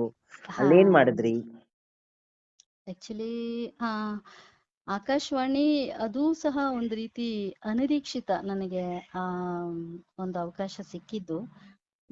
ಆಕಾಶವಾಣಿ ಅನುಭವ ಅಂದ್ರೆ ಅದು ನನ್ನ ಪಾಲಿಗೆ ಒಂಥರ ವಿಶೇಷವಾದಂತಹ ದಿನಗಳು. ಅಂದ್ರೆ ಆಕಾಶವಾಣಿ ಕಡೆ ಮುಖ ಮಾಡೋದಕ್ಕೆ ನನ್ನ ವೃತ್ತಿನೂ ಸಹ ಕಾರಣ ಆಯ್ತೋ ಏನೋ ಅಂತ ಎಲ್ಲೋ ಒಂದ್ ಕಡೆ. ಅಂದ್ರೆ ಈ ನನಗನ್ಸದು ನಿಮ್ಮ ಈ ಮಧುರವಾದ ಧ್ವನಿ ಕಾರಣವಾಯ್ತು ಅಂತ. ಇರ್ಲಿ. ಅದು ಕೇಳುಗರು ಹೇಗೆ ತಗೊಳ್ತಾರೋ ಹಾಗೆ ಅಂತ. ಸೊ ಅಲ್ಲಿ ಅಂದ್ರೆ ನಾನು ಸೇವೆ ಸಲ್ಲಿಸ್ತಾ ಇದ್ದಂತಹ ಈ ಶಾಲೆನಲ್ಲಿ ಹೀಗೆ ನೀವೇ ಹೇಳ್ದಂಗೆ ಸರ್, ತುಂಬಾ ಜನ ನನ್ನ ಸಹೋದ್ಯೋಗಿಗಳು ಹೇಳ್ತಾ ಇದ್ರು, ಮೇಡಮ್ ವಾಯ್ಸ್ ಚೆನ್ನಾಗಿದೆ, ಯಾಕೆ ಒಂದ್ಸಲ ಹೋಗ್ಬಾರ್ದು, ಟ್ರೈ ಮಾಡಬಾರ್ದು ಅಂತ ಹೇಳಿ. ಆ ಒಂದು ಇದಕ್ಕೆ ನಾನು ಕಟ್ಟಿಬಿದ್ದು ರೇಡಿಯೋ ಕಾರ್ಯಕ್ರಮ ಕೊಡ್ಬೇಕು ಅಂತ ಹೇಳಿ ನನ್ನ ಒಂದಷ್ಟು ಸ್ಕ್ರಿಪ್ಟ್ಸ್ ಅನ್ನ ತಗೊಂಡು ಹೋಗಲ್ ಕೊಟ್ಟೆ, ಕಾರ್ಯಕ್ರಮ ನಡೆಸ್ಕೊಡ್ಬೇಕು ಅಂತ ಹೇಳಿ. ಮತ್ ನನಗಲ್ಲಿ ಸಹಾಯ ಮಾಡ್ದವ್ರು BR ಗೀತಾ ಅಂತ ಹೇಳಿ. I think she was the A grade artist ಆವಾಗ. ಬಹುಶಃ ಈಗ ರೀಸೆಂಟ್ ಆಗಿ ರಿಟೈರ್ಡ್ ಆಗಿರಬಹುದು ಅವರು. ಬೆಂಗಳೂರು ಆಕಾಶವಾಣಿನ? ಬೆಂಗಳೂರು ಆಕಾಶವಾಣಿ. ಸೊ ಅವ್ರ ಮೂಲಕ ನಾನಲ್ಲಿ ಪಾದಾರ್ಪಣೆ ಮಾಡಿದ್ದು. ನಾನು ಸುಮಾರು ಒಂದು 4-5 ವರ್ಷ ಕಾಲ ಈ ಶ್ರೋತೃ ಬೃಂದಾವನ ಅಂತ ಬರ್ತಾ ಇತ್ತು ಸರ್ ಅಲ್ಲಿ. ರಾತ್ರಿ ಹೊತ್ತು ಸುಮಾರೊಂದು 8 ಗಂಟೆಯಿಂದ 8:45 ತನಕ ಬರ್ತಾ ಇತ್ತು ಶ್ರೋತೃ ಬೃಂದಾವನ ಅಂತ ಕಾರ್ಯಕ್ರಮ. ಅದು ಈಗ ಲಿಸ್ನರ್ಸ್ ನಡೆಸ್ಕೊಡ್ಬಹುದು ಅಂತ ಹೇಳಿ. ಸೊ ಇದರ ಮೂಲಕ ನಾನು ಹೋಗಿ ನನ್ನ ಸ್ಕ್ರಿಪ್ಟ್ ಅನ್ನ ಕೊಟ್ಟು, ಆ ಸ್ಕ್ರಿಪ್ಟ್ ಓಕೆ ಆಗ್ಬೇಕಲ್ಲಿ, ಅಂದ್ರೆ ಅದು ಅವರು ಆಯ್ಕೆ ಮಾಡ್ಕೋಬೇಕು. ಅದಾದ್ಮೇಲೆ ಸ್ಕ್ರಿಪ್ಟ್ ಮೇಡಮ್ ಒಂದ್ ಎಕ್ಸಾಂಪಲ್ ಕೊಡಿ. ಸ್ಕ್ರಿಪ್ಟ್ ಅಂದ್ರೆ ಏನಾದ್ರೂ ಒಂದು ವಿಚಾರದ ಬಗ್ಗೆ ನಾವು ಬರ್ಕೊಂಡು ಹೋಗಿರ್ಬೇಕು ಸರ್. ಏನೋ ಹಾ ಒಂದು ನಿಮಗಿಷ್ಟವಾದ ವಿಚಾರ, ಏನೋ ಒಂದು ಚಂದ್ರನ ಬಗ್ಗೆ ಬರೀತೀರಾ, ಹಾ ಅಥವಾ ಕವಿಗಳ ಬಗ್ಗೆ ಬರೀತೀರಾ, ಓಕೆ. ಅಥವಾ ಪ್ರಕೃತಿಯ ಬಗ್ಗೆ ಬರೀತೀರಾ, ಮಳೆ ಬಗ್ಗೆ ಬರೀತೀರಾ. ಸೊ ಹೀಗೆ ಯಾವ್ದಾದ್ರು ಒಂದು ಸಣ್ಣ ವಿಚಾರ ಓಕೆ ತಗೊಂಡು ಓಕೆ. ಅದರ ಮೇಲೆ ಲೇಖನ ಬರೆದು ಅದಕ್ಕೆ ಹೊಂದುವಂತಹ ಹಾಡುಗಳನ್ನ ಹಾಕ್ಬೇಕು ನೀವು. ಹಾ ಹಾ ಅಂದ್ರೆ ಹಾ ಹಾಡುಗಳನ್ನು ಬರ್ಕೊಂಡು ಹೋಗ್ಬೇಕು ನೀವೇನೆ. ಸೊ ಇಷ್ಟು ತಯಾರಿ ಮಾಡಿ ತಗೊಂಡ್ ಹೋಗಿ ಅಲ್ಲಿ ಅದನ್ನ ನಾವು ಪ್ರಸ್ತುತ ಪಡಿಸ್ಬೇಕು ಆ ಓಕೆ. ಕಾರ್ಯಕ್ರಮನ. ಆ ಹಾಡುಗಳು ಅವ್ರು ಆಮೇಲೆ ಹಾಕೋತಾರೆ. ನೋಡಿ, ಎಡಿಟ್ ಆ ಎಲ್ಲ ಮಾಡಿ. ಶ್ರೋತೃ ಬೃಂದಾವನ ಅನ್ನೋ ಹೆಸರೇ ಎಷ್ಟ್ ಚೆನ್ನಾಗಿದೆ ಹಾ ಆಕ್ಚುಲಿ. ಹೌದು ಹೌದು ಈಗ ಈ ಹೌದು. ಎಫ್ ಎಂ ಎಲ್ ಬರೋ ಹೆಸರುಗಳು ಏನೇನೋ ದರಿದ್ರದ ಹೆಸರುಗಳು ಕೊಡ್ತಾರೆ. ಅಲ್ಲ, ಆಕಾಶವಾಣಿನಲ್ಲಿ ಆಗ ನಾವು ಕೊಡ್ತಿದ್ದ ಹೆಸರುಗಳು ಒಂದೊಂದು ಎಷ್ಟ್ ನೆನ್ಪಿರುತ್ತೆ. ತುಂಬಾ ಇದು ತುಂಬಾ ಅಷ್ಟೇ. ಚೆನ್ನಾಗಿದೆ. ಹಾ, ಸೊ ಅರ್ಪಣ ಅದ್ರಲ್ಲಿ ಅಂತ ಇತ್ತು ದೇವರಿಗೆ. ಹೌದು ಹೌದು. ಭಕ್ತಿ ರಸ ಸಮರ್ಪಣೆ ಅರ್ಪಣ ಹೌದು ಕಾರ್ಯಕ್ರಮ ಇತ್ತು ಅವಾಗೆಲ್ಲಾನು ಹಾಗೆ. ಹೌದು ಸೊ ಹೌದು. ಹೀಗೆ ನಾನು ಬರ್ಕೊಂಡು ಹೋಗಿ ಅಲ್ಲಿ ಕೊಟ್ಟು ಸ್ಕ್ರಿಪ್ಟ್ ಅನ್ನ ಕೊಟ್ಟು ಬಂದಾಗ ನನ್ನನ್ನ ಫಸ್ಟ್ ಗುರ್ತಿಸಿದ್ದು ನನ್ನ ಬರವಣಿಗೆಯಿಂದ ಸರ್ ಅವರು. ಹಾ ಹಾ ಮೇಡಮ್ ಇದೇನು ಯಾರದ್ರಿ ಇದು ಬರವಣಿಗೆ ಅಂತ ಕೇಳೋರು. ಸರ್ ನಾನು ಬರ್ತಿರೋದು ಸರ್ ಅಂತ ಹೇಳಿ. ಪರವಾಗಿಲ್ಲ ರೀ, ಚೆನ್ನಾಗಿದೆ ಅಂತ ಹೇಳಿ. ಅಂದ್ರೆ ವಾಯ್ಸ್ ನ ಜೊತೆಗೆ ಬರವಣಿಗೆಯನ್ನ ಗುರ್ತಿಸಿ ಅಲ್ಲಿ ಇವತ್ತಿಗೂ ನಾನು ಅಲ್ಲಿ ಏನಾದ್ರೂ ಹೋದ್ರೆ ನನ್ ಸ್ಕ್ರಿಪ್ಟ್ಸ್ ಅನ್ನ ಇಟ್ಟಿದಾರಂತೆ. ನನ್ಗೆ ಹೇಳ್ತಾರೆ ಇವಾಗ್ಲೂ ಏನಾದ್ರೂ ಹೋದ್ರೆ, ಮೇಡಮ್ ಇದೆ ನಿಮ್ ಸ್ಕ್ರಿಪ್ಟ್ ಇಲ್ಲಿ ನೀವು ಬರ್ದಿರೋದು ಅಂತ ಹೇಳಿ. ಸೊ ಹಾಗಾಗಿ ಅದು ಒಂದು ರೀತಿ ನನಗೆ ಹೆಮ್ಮೆ ಅನ್ಸುತ್ತೆ. ಅಂದ್ರೆ ಅದ್ರ ಮೂಲಕ ಅವರು ನನ್ನನ್ನ ಗುರ್ತಿಸ್ತಾ ಇದ್ದಾರಲ್ಲ ಅಂತ ಹೇಳಿ. ಮತ್ತೆ ಅಲ್ಲಿ ಕಾರ್ಯಕ್ರಮ ನಡೆಸ್ಕೊಡುವಾಗ ಬೇಕಾದಷ್ಟು ಅಂದ್ರೆ ಅನುಭವಗಳು. ಅಂದ್ರೆ ನಾನ್ ಯಾವಾಗ ಈಗೊಂದು 15 ವರ್ಷದ 20 ವರ್ಷದ ಕೆಳಗಡೆನೆ ಹೋದಾಗ ಗೋಪಾಲ್ ನಾಯ್ಕ್ ಅಂತ ಹೇಳಿ ಅವರು ಪ್ರೋಗ್ರಾಮ್ ಮ್ಯಾನೇಜರ್ ಅವರು. ಅಂದ್ರೆ ಅವರು ಬಹಳ ಸುಲಭಕ್ಕೆ ಒಪ್ಪುವಂತಹ ವ್ಯಕ್ತಿನೇ ಅಲ್ಲ. ಅಂದ್ರೆ ಸ್ಪಷ್ಟ ಉಚ್ಚಾರಣೆ ಇರ್ಬೇಕು, ಆಮೇಲೆ ಆ ಏರಿಳಿತಗಳಿರ್ಬೇಕು, ಆಮೇಲೆ ಅದೊಂದು ಓಘ ಅಂತ ಹೇಳ್ತಾರಲ್ಲ ಓದುವಾಗ. ಸೊ ಅಂಥದೊಂದು ಅದೆಲ್ಲವನ್ನ ಬಹಳ ಬಹಳ ಸೂಕ್ಷ್ಮವಾಗಿ ಗಮನಿಸ್ತಾ ಟೇಕ್ಸ್ ಎಷ್ಟಾದ್ರೂ ಅದು ಪರವಾಗಿಲ್ಲ ಮೇಡಮ್, ನೀವು ಸರಿಯಾಗಿ ಓದ್ಬೇಕು, ಅದನ್ನ ಸರಿಯಾಗಿ ಪಾಸ್ ಮಾಡಿ ಸರಿಯಾಗಿ ಉಚ್ಚಾರಣೆ ಮಾಡಿ, ಆಮೇಲೆ ಕೊನೆ ಅಕ್ಷರದ ತನಕ ನೀವು ನುಂಗ್ಕೋಬಾರ್ದು, ಅದನ್ನ ಹಾಗೆ ಹೇಳ್ಬೇಕು ನೀವು ಅಂತ ಹೇಳಿ ಹೀಗೆ ಟೇಕ್ಗಳನ್ನ ಮಾಡಿ ಮೊದಲನೇ ಪ್ರೋಗ್ರಾಮ್ ಅಲ್ಲಿ ಹಾಗೆ ಹೇಳ್ಕೊಟ್ರು. ಸೊ ನಂತರ ನನಗೆ ಅಭ್ಯಾಸ ಆಯ್ತು. ಮೊನ್ನೆ ಸುಮಾರು ಒಂದ್ 3-4 ವರ್ಷದ ಕೆಳಗಡೆ ಅಲ್ಲಿ ಏನದು ಅನೌನ್ಸರ್ ಹುದ್ದೆಗೆ ಅಂತ ಹೇಳಿ ನಾನು ಇದು ಹಾಕಿದ್ದೆ, ಅಪ್ಲಿಕೇಶನ್ ಹಾಕಿದ್ದೆ. ಸೆಲೆಕ್ಟು ಆಯ್ತು. ಅದಕ್ಕೆ ತರಬೇತಿಯನ್ನ ಕೊಟ್ರು. ಯಾರು ಈ ತುಂಬಾ ಜನಪ್ರಿಯ ರಂಗಕರ್ಮಿಗಳಾದಂತಹ ಡಿ.ವಿ. ರಾಜಾರಾಮ್ ಅವರು. ಅವರು ಆಮೇಲೆ ತುಂಬಾ ಜನ ರಂಗಕರ್ಮಿಗಳು, ಆಮೇಲೆ ವಾಗ್ಮಿಗಳು, ಆಮೇಲೆ ನಿರ್ದೇಶಕರು, ಇವರೆಲ್ಲ ಬಂದು ನಮ್ಗೆ ಸುಮಾರು 1 ವಾರ ತರಬೇತಿ ತಗೊಂಡ್ರು ಅಲ್ಲಿ. ಈ ಟ್ರೈನಿಂಗ್ ಕ್ಲಾಸಸ್ ಅಂತ ಹೇಳಿ. ಸೊ ಬಹಳ ಚೆನ್ನಾಗಿ ಅಲ್ಲಿ ಹೇಳ್ತಾರೆ ಸರ್. ಅದು ಅಲ್ಲಿ ಅಂದ್ರೆ ಧ್ವನಿ ಮೂಲಕನೇ ನೀವು ಕೇಳುಗರಿಗೆ ಒಂದು ಅನುಭವವನ್ನ ಕಟ್ಕೊಡ್ಬೇಕು ನೀವು ಅಂತ ಹೇಳಿ ಅವರು. ಅದು ರೇಡಿಯೋ ಅಂದ್ರೆ ಅದು ಬರೀ ಧ್ವನಿ, ಆ ಧ್ವನಿ ತರಂಗಗಳ ಮೂಲಕ ನೀವು ಅವರನ್ನ ತಲುಪಬೇಕು. ತಲುಪೋದು ಅಷ್ಟು ಸುಲಭ ಅಲ್ಲ. ಹಾಗಾಗಿ ಅದಕ್ಕೆ ಏನೆಲ್ಲ ಕಸರತ್ತು ಮಾಡ್ಬೇಕು ಅದನ್ನ ನೀವು ಮೊದಲು ಕಲಿಬೇಕು ಅಂತ ಹೇಳಿ ಅವರು. ಸೊ ತುಂಬಾ ಚೆನ್ನಾಗಿ ಆ ಟ್ರೈನಿಂಗ್ ಅಲ್ಲಿ ಹೇಳ್ಕೊಟ್ರು ನಮ್ಗೆ. ಮತ್ತೆ ರಾಜಾರಾಮ್ ಅವರಂತೂ ಬಹಳ ಸ್ಟ್ರಿಕ್ಟ್, ಒಂಥರ ಶಿಸ್ತಿನ ವ್ಯಕ್ತಿ. ಸೊ ಆ ಸಮಯದಲ್ಲಿ ಯಾರೋ ಪಾಪ ಹೀಗೆ ಅದೇ ತರಬೇತಿಗೆ ಬಂದವ್ರೇನೇನೆ ಯಾರೋ ಸ್ವಲ್ಪ ತಡವಾಗಿ ಬಂದ್ರು ಅಂತ ಹೇಳಿ ಅವರನ್ನ ಕ್ಲಾಸಿಂದ ಹೊರಗೆ ನಿಲ್ಲಿಸ್ಬಿಟ್ಟಿದ್ರು. ಏನ್ರಿ ಆಕಾಶವಾಣಿ ಅಂದ್ರೆ ಇದು ಸಮಯದ್ದು ರೀ, ಇದು ಪ್ರತಿ ಸೆಕೆಂಡು ಇಲ್ಲಿ ಇಂಪಾರ್ಟೆಂಟ್ ರೀ, ನೀವು ಸಮಯ ಮೀರ್ ಬರೋದು ಅಂದ್ರೆ ಇದಕ್ಕೂ ನಿಮ್ಗೂ ಹೊಂದಿಕೆನೆ ಆಗಲ್ಲ ರೀ ಅಂತ ಹೇಳಿ. ಮತ್ತೆ ಅವಾಗ 7:35 ಅಂದ್ರೆ ಪ್ರದೇಶ ಸಮಾಚಾರ ಶುರು. ಅದನ್ನೇ ಅಲ್ಲ 7:45 ಅಂದ್ರೆ ನಿಮ್ಮ ಮೆಚ್ಚಿನ ಚಿತ್ರಗೀತೆ. ಅಲ್ಲ, ನಾವ್ ಎಷ್ಟೋ ಜನ ಆಕಾಶವಾಣಿ ಕಾರ್ಯಕ್ರಮ ಶುರು ಆಗ್ತಿದ್ದಂಗೆ ಟೈಮ್ ಗೊತ್ತಾಗ್ಬಿಡ್ತಾ ಇತ್ತು ಸರ್ ನಮ್ಗೆ. ನಾವು ಎಷ್ಟೋ ಸಲ ಈ ಪ್ರೋಗ್ರಾಮ್ ಶುರುವಾಯ್ತಾ, ಮನೆ ಬಿಡ್ಬೇಕು ಆಫೀಸ್ಗೆ ಅಂತ ಹೇಳಿ. ಅಷ್ಟರ ಮಾತ್ರ ಅಲ್ಲಿ ಸಮಯ ಪಾಲನೆಗೆ ತುಂಬಾ ಇದು ಪ್ರಾಮುಖ್ಯತೆ. ಹೌದು ಹೌದು ಹೌದು. ಸೊ ಹೀಗೆ ಒಂಥರ ತುಂಬಾ ಒಳ್ಳೆಯ ಅನುಭವಗಳು ಅಲ್ಲಿ ಆ ಪೀರಿಯಡ್ ಅಲ್ಲಿ ಆಗಿಂತು ನಂಗೆ. ಹ್ಮ್ ಆಯ್ತು ತುಂಬಾ ಮೇಡಮ್, ಖುಷಿ ಚೆನ್ನಾಗಿತ್ತು. ಆಯ್ತು. ಇಲ್ಲೂನು ನಮ್ಮ ಬಳಗದಲ್ಲಿ ರಾಸು ವೆಂಕಟೇಶ್ ಅವರಿದ್ದಾರೆ. ಹಾ ಹಾ ಹಾ. ಅವರು ಓ, ಆಕಾಶವಾಣಿನಲ್ಲೇ ಇದ್ದು ಇತ್ತೀಚೆಗೆ ರಿಟೈರ್ ಆದ್ರು. ಮೊನ್ನೆ ಓ, ನುಡಿ ಸಂಭ್ರಮದಲ್ಲಿ ಅವರಿಗೆ ನಾವು ನುಡಿ ಚೇತನ ಅಂತ ಸನ್ಮಾನನೂ ಮಾಡಿದ್ವಿ. ಇರ್ಲಿ, ಓಕೆ. ಒಂದ್ಸತಿ ಹಾ, ಪರಿಚಯ ಮಾಡ್ಸೋಣ. ಆ ಖಂಡಿತ. ಮುಂದುವರೆದು ಮೇಡಮ್, ಈ ಆಕಾಶವಾಣಿದೆ ಕಂಟಿನ್ಯೂಯೇಷನ್ ಅನ್ಸತ್ತೆ ನಿಮ್ದು. ಮೋಸ್ಟ್ಲಿ ಮೈಲಾಂಗ್ ನಲ್ಲಿ ಕತೆಗಳನ್ನ ಹಾ. ಓದುವಂತಹ ಆ ಆಮ್. ಚಾಳಿಗೆ ಬಿದ್ದಿದ್ದು ಅಂತ ಅನ್ಬೋದ, ಏನನ್ಬೋದು ಗೊತ್ತಿಲ್ಲ. ಹುಚ್ಚಿಗೆ ಬಿದ್ದಿದ್ದ, ಹೌದು ಸರ್, ಇನ್ನೇನು? ಅದು ಒಂಥರ ಹುಚ್ಚೇನೆ, ಅದು ಒಂಥರ. ಅದು ಅದೇ ಒಂದ್ಸಲ ನೀವು ಇದನ್ನ ತಗೊಂಡ್ಬಿಟ್ರೆ, ಅದೇ ನಿಮ್ಮದನ್ನಾಗ್ ಮಾಡ್ಕೊಂಡ್ಬಿಟ್ರೆ, ಅದು ಒಂಥರ ಈ ಡ್ರಗ್ ಅಡಿಕ್ಟ್ ಇದ್ದಂಗೆ ಆ ಆಯ್ತಾ. ಅದು ಒಂಥರ ಅಫೀಮ್ ತರ ಅದು.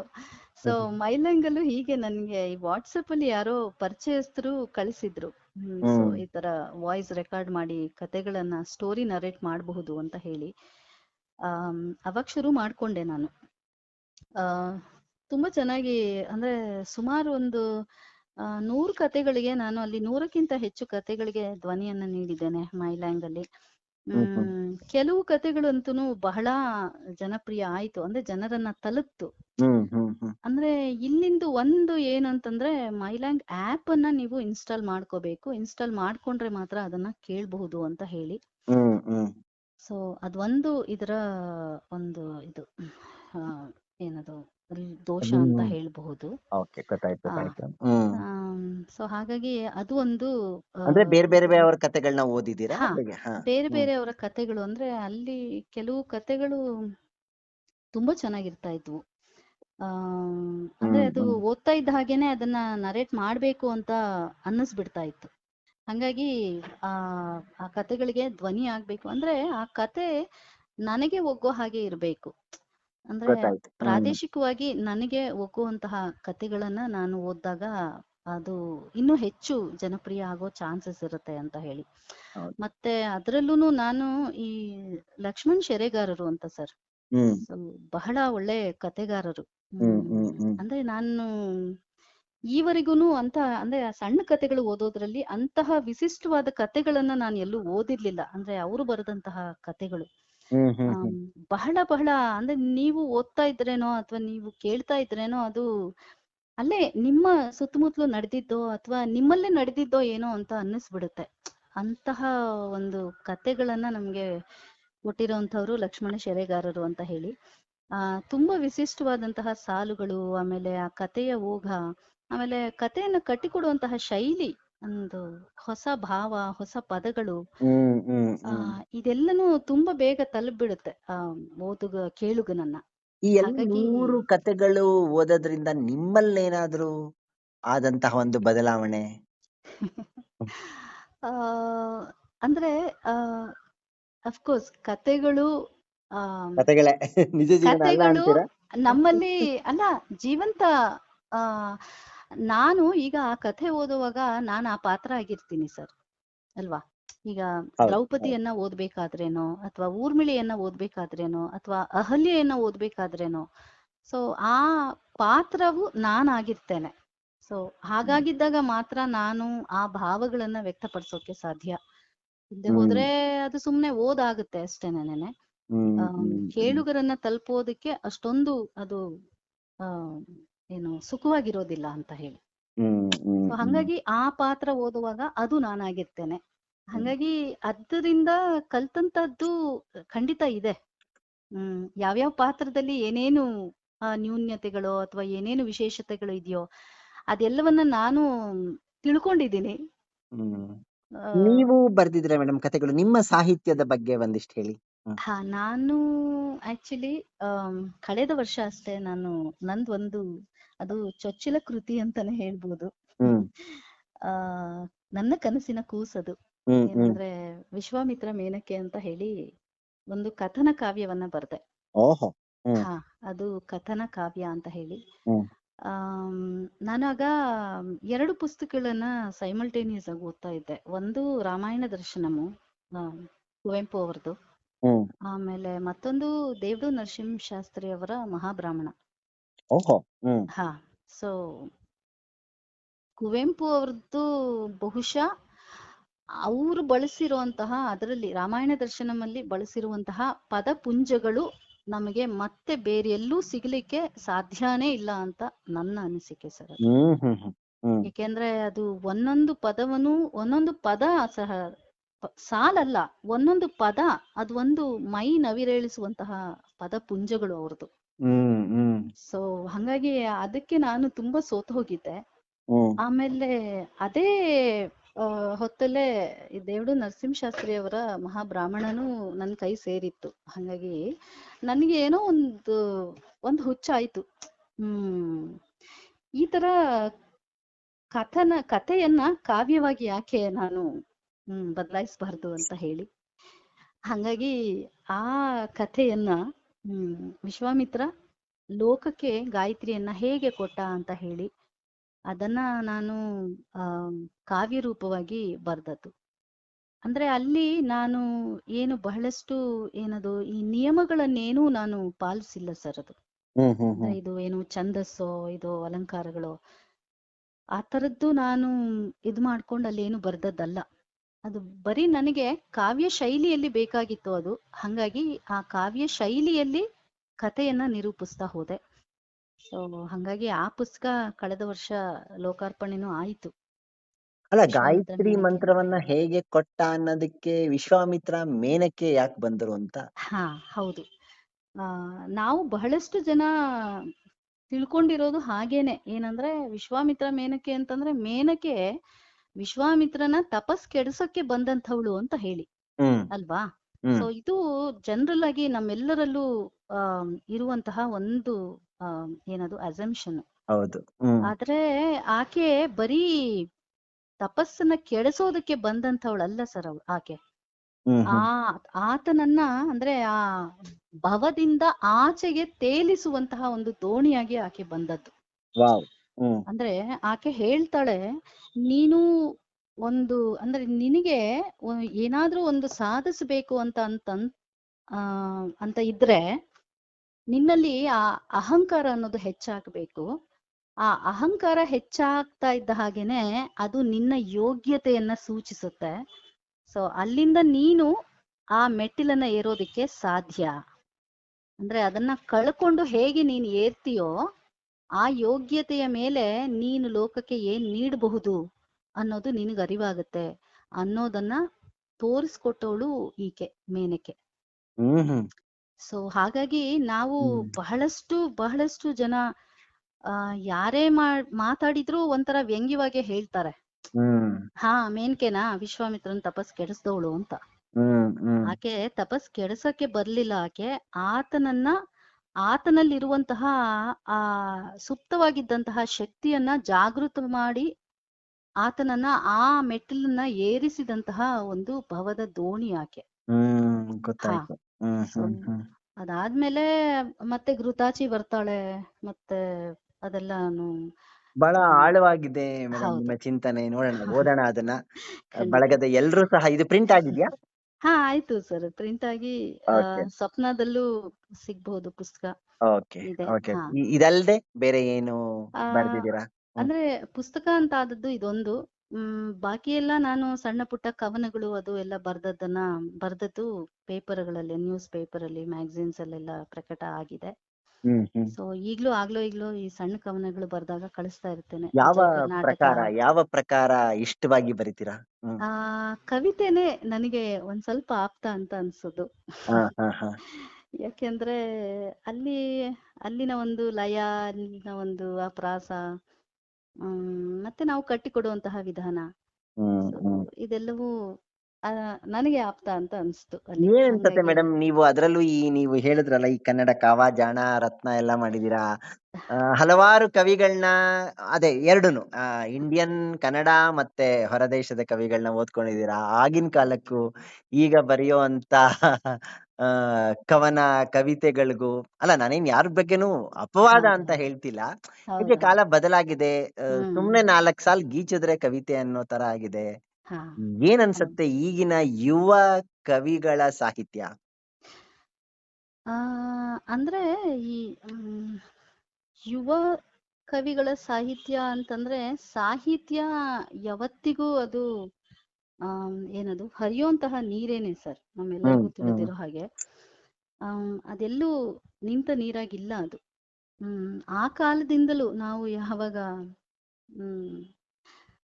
ಶ್ರೀ ವಿಜಯನ ಕಾಲದಿಂದಲೂ ನೋಡ್ತಾ ಬರ್ತಾ ಇದ್ದೇವೆ. ಕವಿರಾಜ ಮಾರ್ಗದಿಂದಲೂ ಇರಬಹುದು, ಮತ್ತೆ ಇತ್ತೀಚೆಗೆ ಕುವೆಂಪು ಅವರಿಂದನೋ ಅಥವಾ ಜೋಗಿವರೆಗೂನೋ ಅಥವಾ ಇನ್ನಷ್ಟು ಮತ್ತಷ್ಟು ಬರ್ತಾ ಇದ್ದಾರಲ್ಲ. ಸೊ ಎಲ್ಲವೂ ನಾವು ಗಮನಿಸಿದಾಗ ಬಹುಶಃ ಸಾಹಿತ್ಯ ತನ್ನಷ್ಟಕ್ಕೆ ತಾನೇ ಬದಲಾವಣೆಗೆ ಒಳಪಡ್ತಾ ಸಾಕ್ತಾ ಹೋಗ್ತಾ ಇದೆ. ಇಲ್ಲಿ ನಾನು ಮೊನ್ನೆ ಯಾವ್ದೋ ಒಂದು ಸಂದರ್ಶನ ಕೇಳಿದಾಗ ಅದೇ ವ್ಯಕ್ತಪಡಿಸ್ತಾ ಇದ್ರು.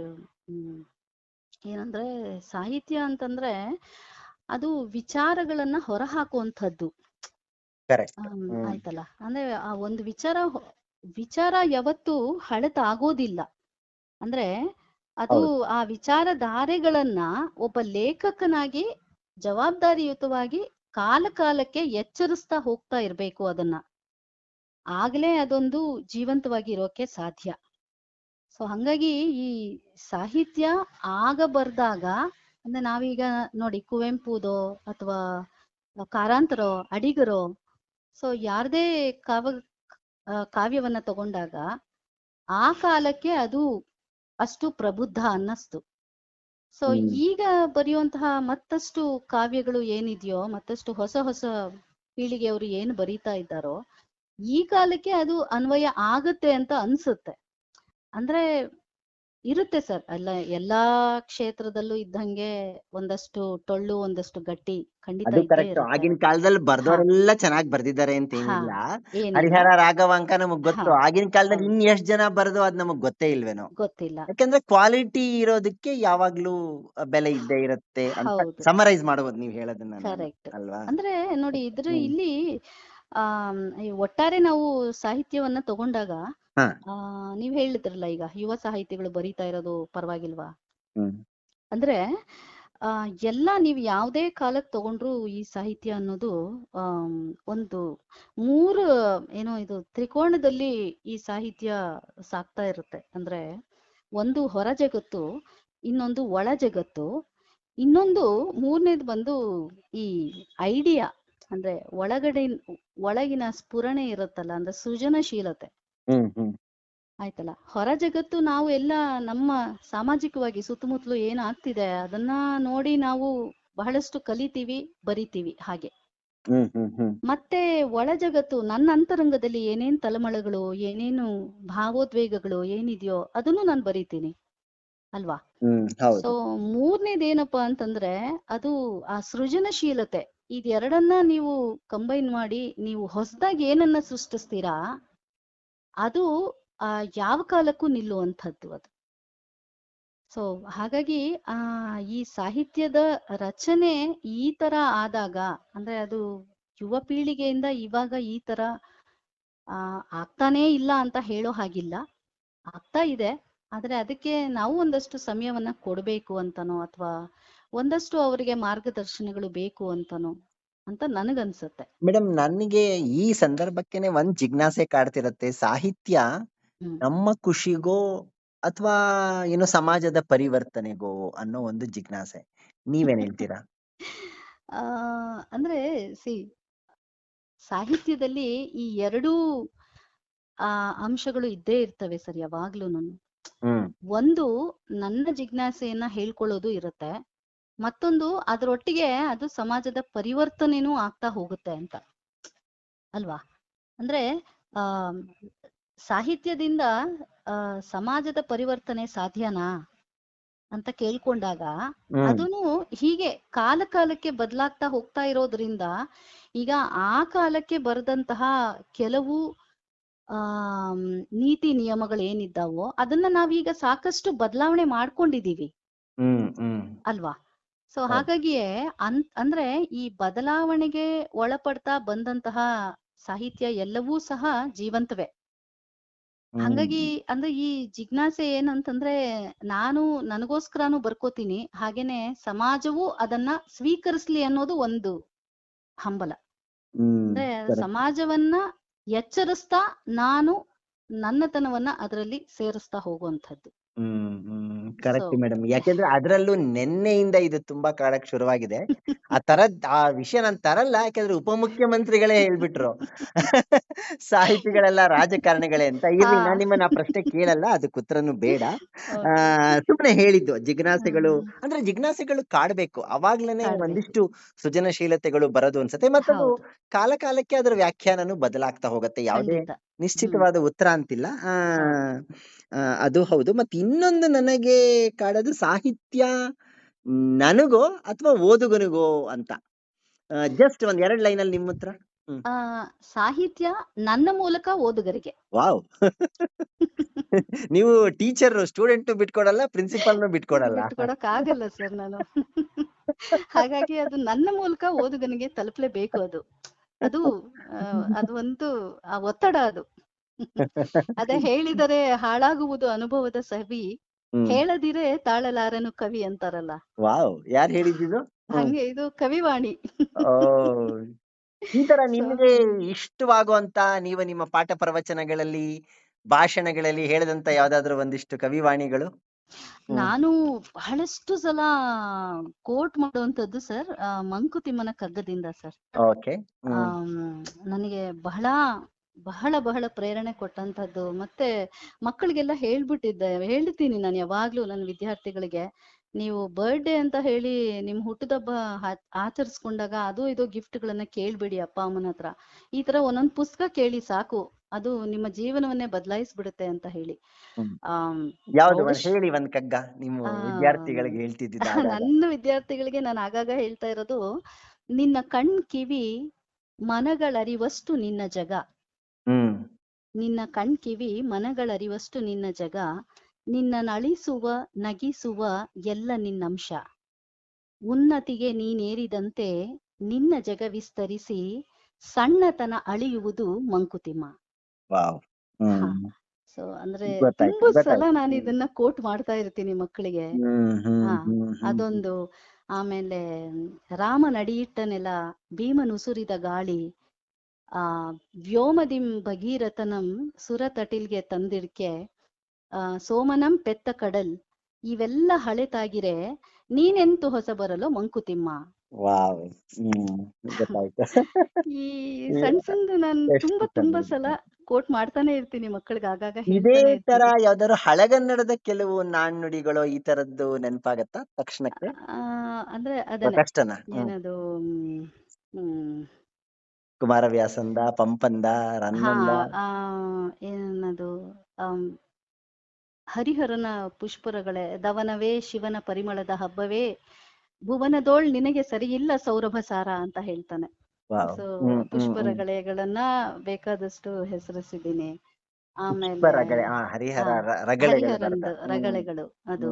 ಆಮೇಲೆ ಕುಮಾರವ್ಯಾಸಂದು, ಮತ್ತೆ ಹೀಗೆ ಏನದು ನೀರಿಳಿಯದ ಗಂಟಲಲ್ಲಿ ಕಡುಬಂ ತುರುಕಿದಂತೆ ಅಂತ ಹೇಳಿ ಹೀಗೆ ಕೆಲವು ಆಗಾಗ ಮಕ್ಕಳಿಗೆ. ಮುದ್ದಣ್ಣಂದು ಬಹಳ ಸ್ಟಡಿ ಮಾಡಿದ್ರ ಅವಾಗ?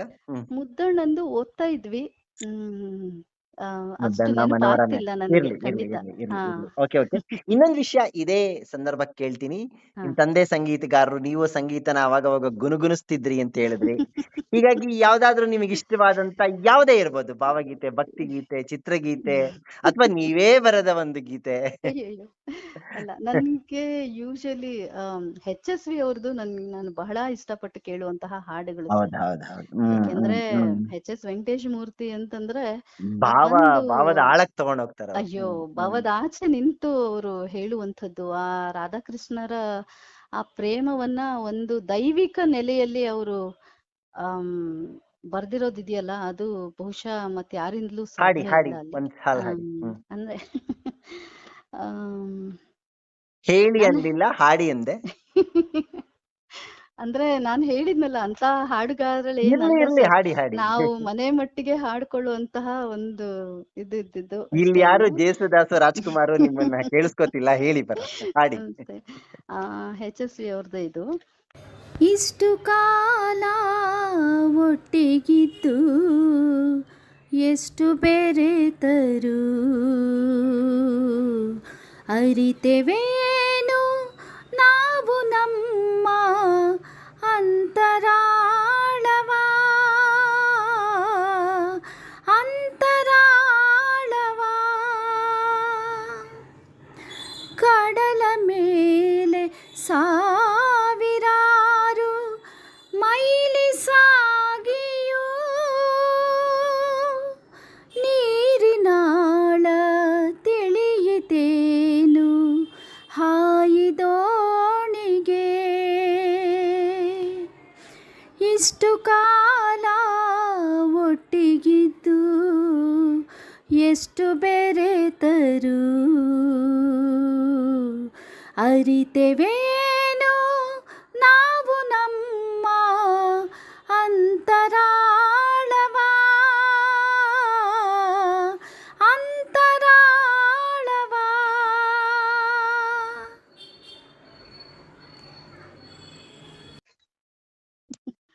ವಾವ್, ಚೆನ್ನಾಗಿತ್ತು ಮೇಡಮ್. ಹಾಡು ಒಂದು ಸ್ತರದ್ದಾದ್ರೆ ನಿಮ್ಮ ಹಾಡುಗಾರಿಕೆ ಇನ್ನೊಂದು ಸ್ತರದ್ದು. ಎನಿವೆ ಎರಡು ಚೆನ್ನಾಗಿತ್ತು.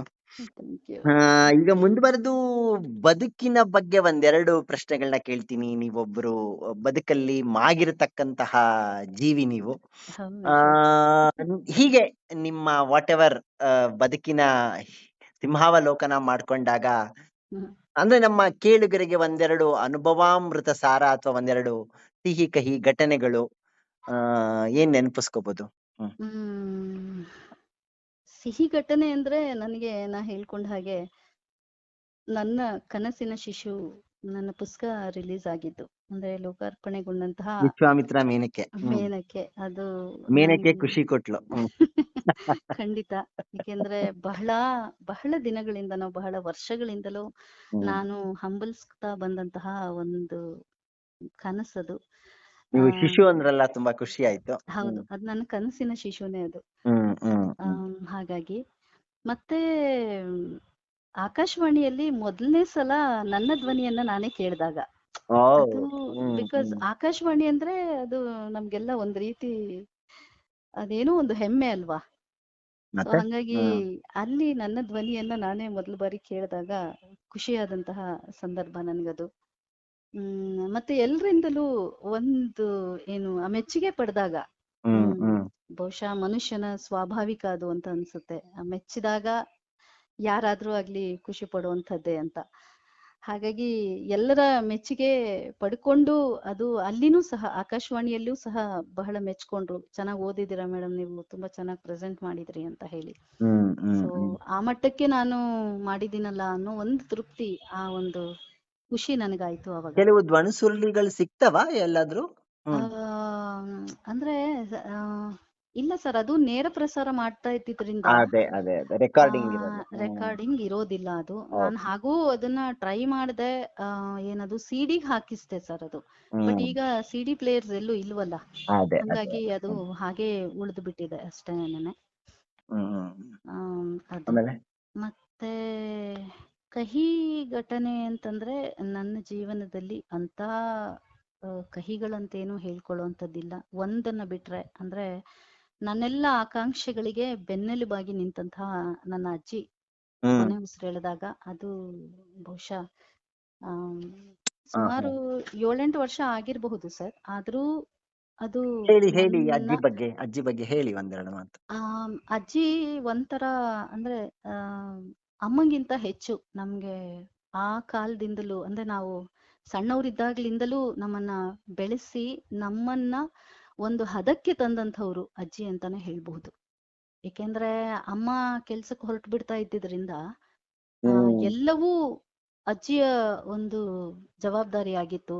ನಮ್ಮನ್ನ ಶಾಲೆಗೆ ಕಳ್ಸೋದಾಗ್ಲಿ ಅಥವಾ ಅಲ್ಲಿ ಏನ್ ನಡೀತಾ ಇದೆ ಅನ್ನೋದನ್ನು ಅವ್ರು ಚೆಕ್ ಮಾಡ್ತಾ ಇದ್ರು ಸರ್ ಆ ಕಾಲಕ್ಕೇನೆ.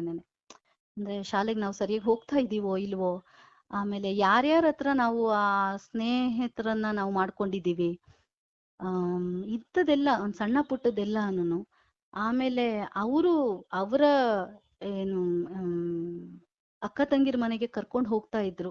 ಆ ಸಮಯದಲ್ಲಿ ನಾವು ಅದೆಷ್ಟೋ ಪಾಠಗಳನ್ನ ಕಲ್ತಿದ್ದೀವಿ. ಅಂದ್ರೆ ಜನಗಳ ಹತ್ರ ಬೆರೆಯೋದು ಹೇಗೆ, ಮಾತಾಡೋದು ಹೇಗೆ, ಮತ್ತೆ ಅವ್ರಿಗೆ ಗೌರವ ಕೊಡೋದು ಹೇಗೆ, ಇದೆಲ್ಲವನ್ನ ನಮಗೆ ಪ್ರಾತ್ಯಕ್ಷಿಕವಾಗಿ ಅಂದ್ರೆ ಪ್ರಾಕ್ಟಿಕಲ್ ಆಗಿ ನಮ್ಗೆ ಕಲಿಸ್ಕೊಟ್ಟಂಥದ್ದು ನನ್ನ ಅಜ್ಜಿ.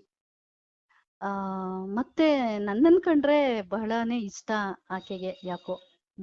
ಬಹುಶಃ ನಾನು ಆಕೆಯನ್ನ ಅಷ್ಟೇ ಪ್ರೀತಿಸ್ತಾ ಇದ್ದಿದ್ರಿಂದಲೋ ಏನೋ ಆಕೆಗೆ ನನ್ನನ್ ಕಂಡ್ರೆ ಬಹಳ ಇಷ್ಟ.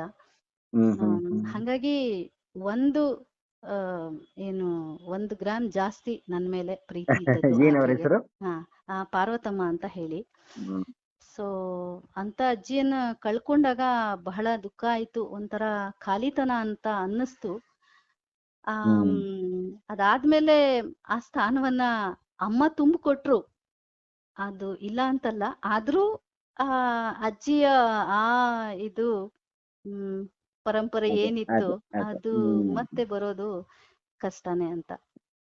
ಸೊ ಇದು ಒಂದೆರಡು ಸಿಹಿ ಕಹಿ ಅಷ್ಟೇನೆ. ಪಾರ್ವತಮ್ಮ ಅಜ್ಜಿನವ್ರಿಗೆ ನಮ್ಮ ಬಳಗದ ಪರವಾಗೂ ಒಂದು ನಮಸ್ಕಾರವನ್ನ ಸಲ್ಲಿಸ್ತಾ ಮುಂದಕ್ಕೆ ಹೋಗೋಣ. ಇನ್ನು ಮೇಡಮ್, ನೀವು ನುಡಿತೋರಣಕ್ಕೆ ಸದ್ಯಕ್ಕೆ ಸೇರಿರೋರು 1-2 ತಿಂಗಳಾಗಿರ್ಬೋದು. ಸ್ವಲ್ಪ ಸೂಕ್ಷ್ಮವಾಗಿ ಏನ್ ಅನ್ನಿಸ್ತಾ ಇದೆ ನುಡಿತೋರಣ? ಅಯ್ಯೋ, ನುಡಿತೋರಣದ ಬಗ್ಗೆ ಮಾತಾಡೋಕೆ ನನಗೆ ಅರ್ಹತೆ ಇದೆಯೋ ಇಲ್ವೋ ನನಗೆ ಗೊತ್ತಿಲ್ಲ ಸರ್. ಹಾಗೆಲ್ಲ ಹೇಳ್ಬೇಡಿ. ಇಲ್ಲ ಇಲ್ಲ, ಯಾಕೆಂದ್ರೆ ನಾನು ನೋಡ್ತಾ ಇದ್ದೀನಲ್ಲ ಪ್ರತಿದಿನ ಪ್ರತಿ ಕ್ಷಣ ಅದನ್ನ ನಾನು ನೋಡ್ತಾ ಇರೋದ್ರಿಂದ ಓದ್ತಾ ಇರೋದ್ರಿಂದ ಅದು ಒಂಥರ ಅದು ವಿದ್ವನ್ ಮಂದಿರ ನನಗೆ ಅದು. ಅಂದ್ರೆ ವಿದ್ವತ್ವಂಚ ನೃಪತ್ವಂಚ ನೈವ ತುಲ್ಯೆ ಕದಾಚನ ಸ್ವದೇಶಿ ಪೂಜ್ಯತೆ ರಾಜ ವಿದ್ವಾನ್ ಸರ್ವತ್ರ ಪೂಜ್ಯತೆ. ಸೊ ಅಂದ್ರೆ ಈ ನುಡಿ ತೋರಣ ನನಗೆ ಈ ವಿದ್ವತ್ ಜನರಿಂದ ಕೂಡಿರುವಂತಹ ಒಂದು ಸಭೆ ಅಂತಾನೆ ನನ್ನ ಪಾಲಿಗೆ ಸರ್ ಅದು. ಏಕೆಂದ್ರೆ ಅಲ್ಲಿ ವಿದ್ವಾಂಸರ ಹಿಂಡೆ ಇದೆ. ನಾನು ಅಂದ್ರೆ ಇದನ್ನ ಮುಖಸ್ತುತಿ ಮಾಡ್ತಾ ಇಲ್ಲ. ದಿನಾ ಅಲ್ಲಿ ಆಗ್ತಾ ಇರುವಂತಹ ಆ ಸಾಹಿತ್ಯದ ಒಂದು ಒಡನಾಟಗಳನ್ನ ನೋಡಿ ಹೇಳ್ತಾ ಇದ್ದೀನಿ. ಒಂಥರ ವಿಶ್ವವಿದ್ಯಾನಿಲಯದ ಹಾಗೆ ನನಗೆ. ಯಾಕೆಂದ್ರೆ ಆ ಬಳಗದ ಸದಸ್ಯರೆಲ್ಲ ನನಗೆ ಒಂದ್ ರೀತಿ ಆಸ್ಥಾನ ಪಂಡಿತರ ಹಾಗೆ.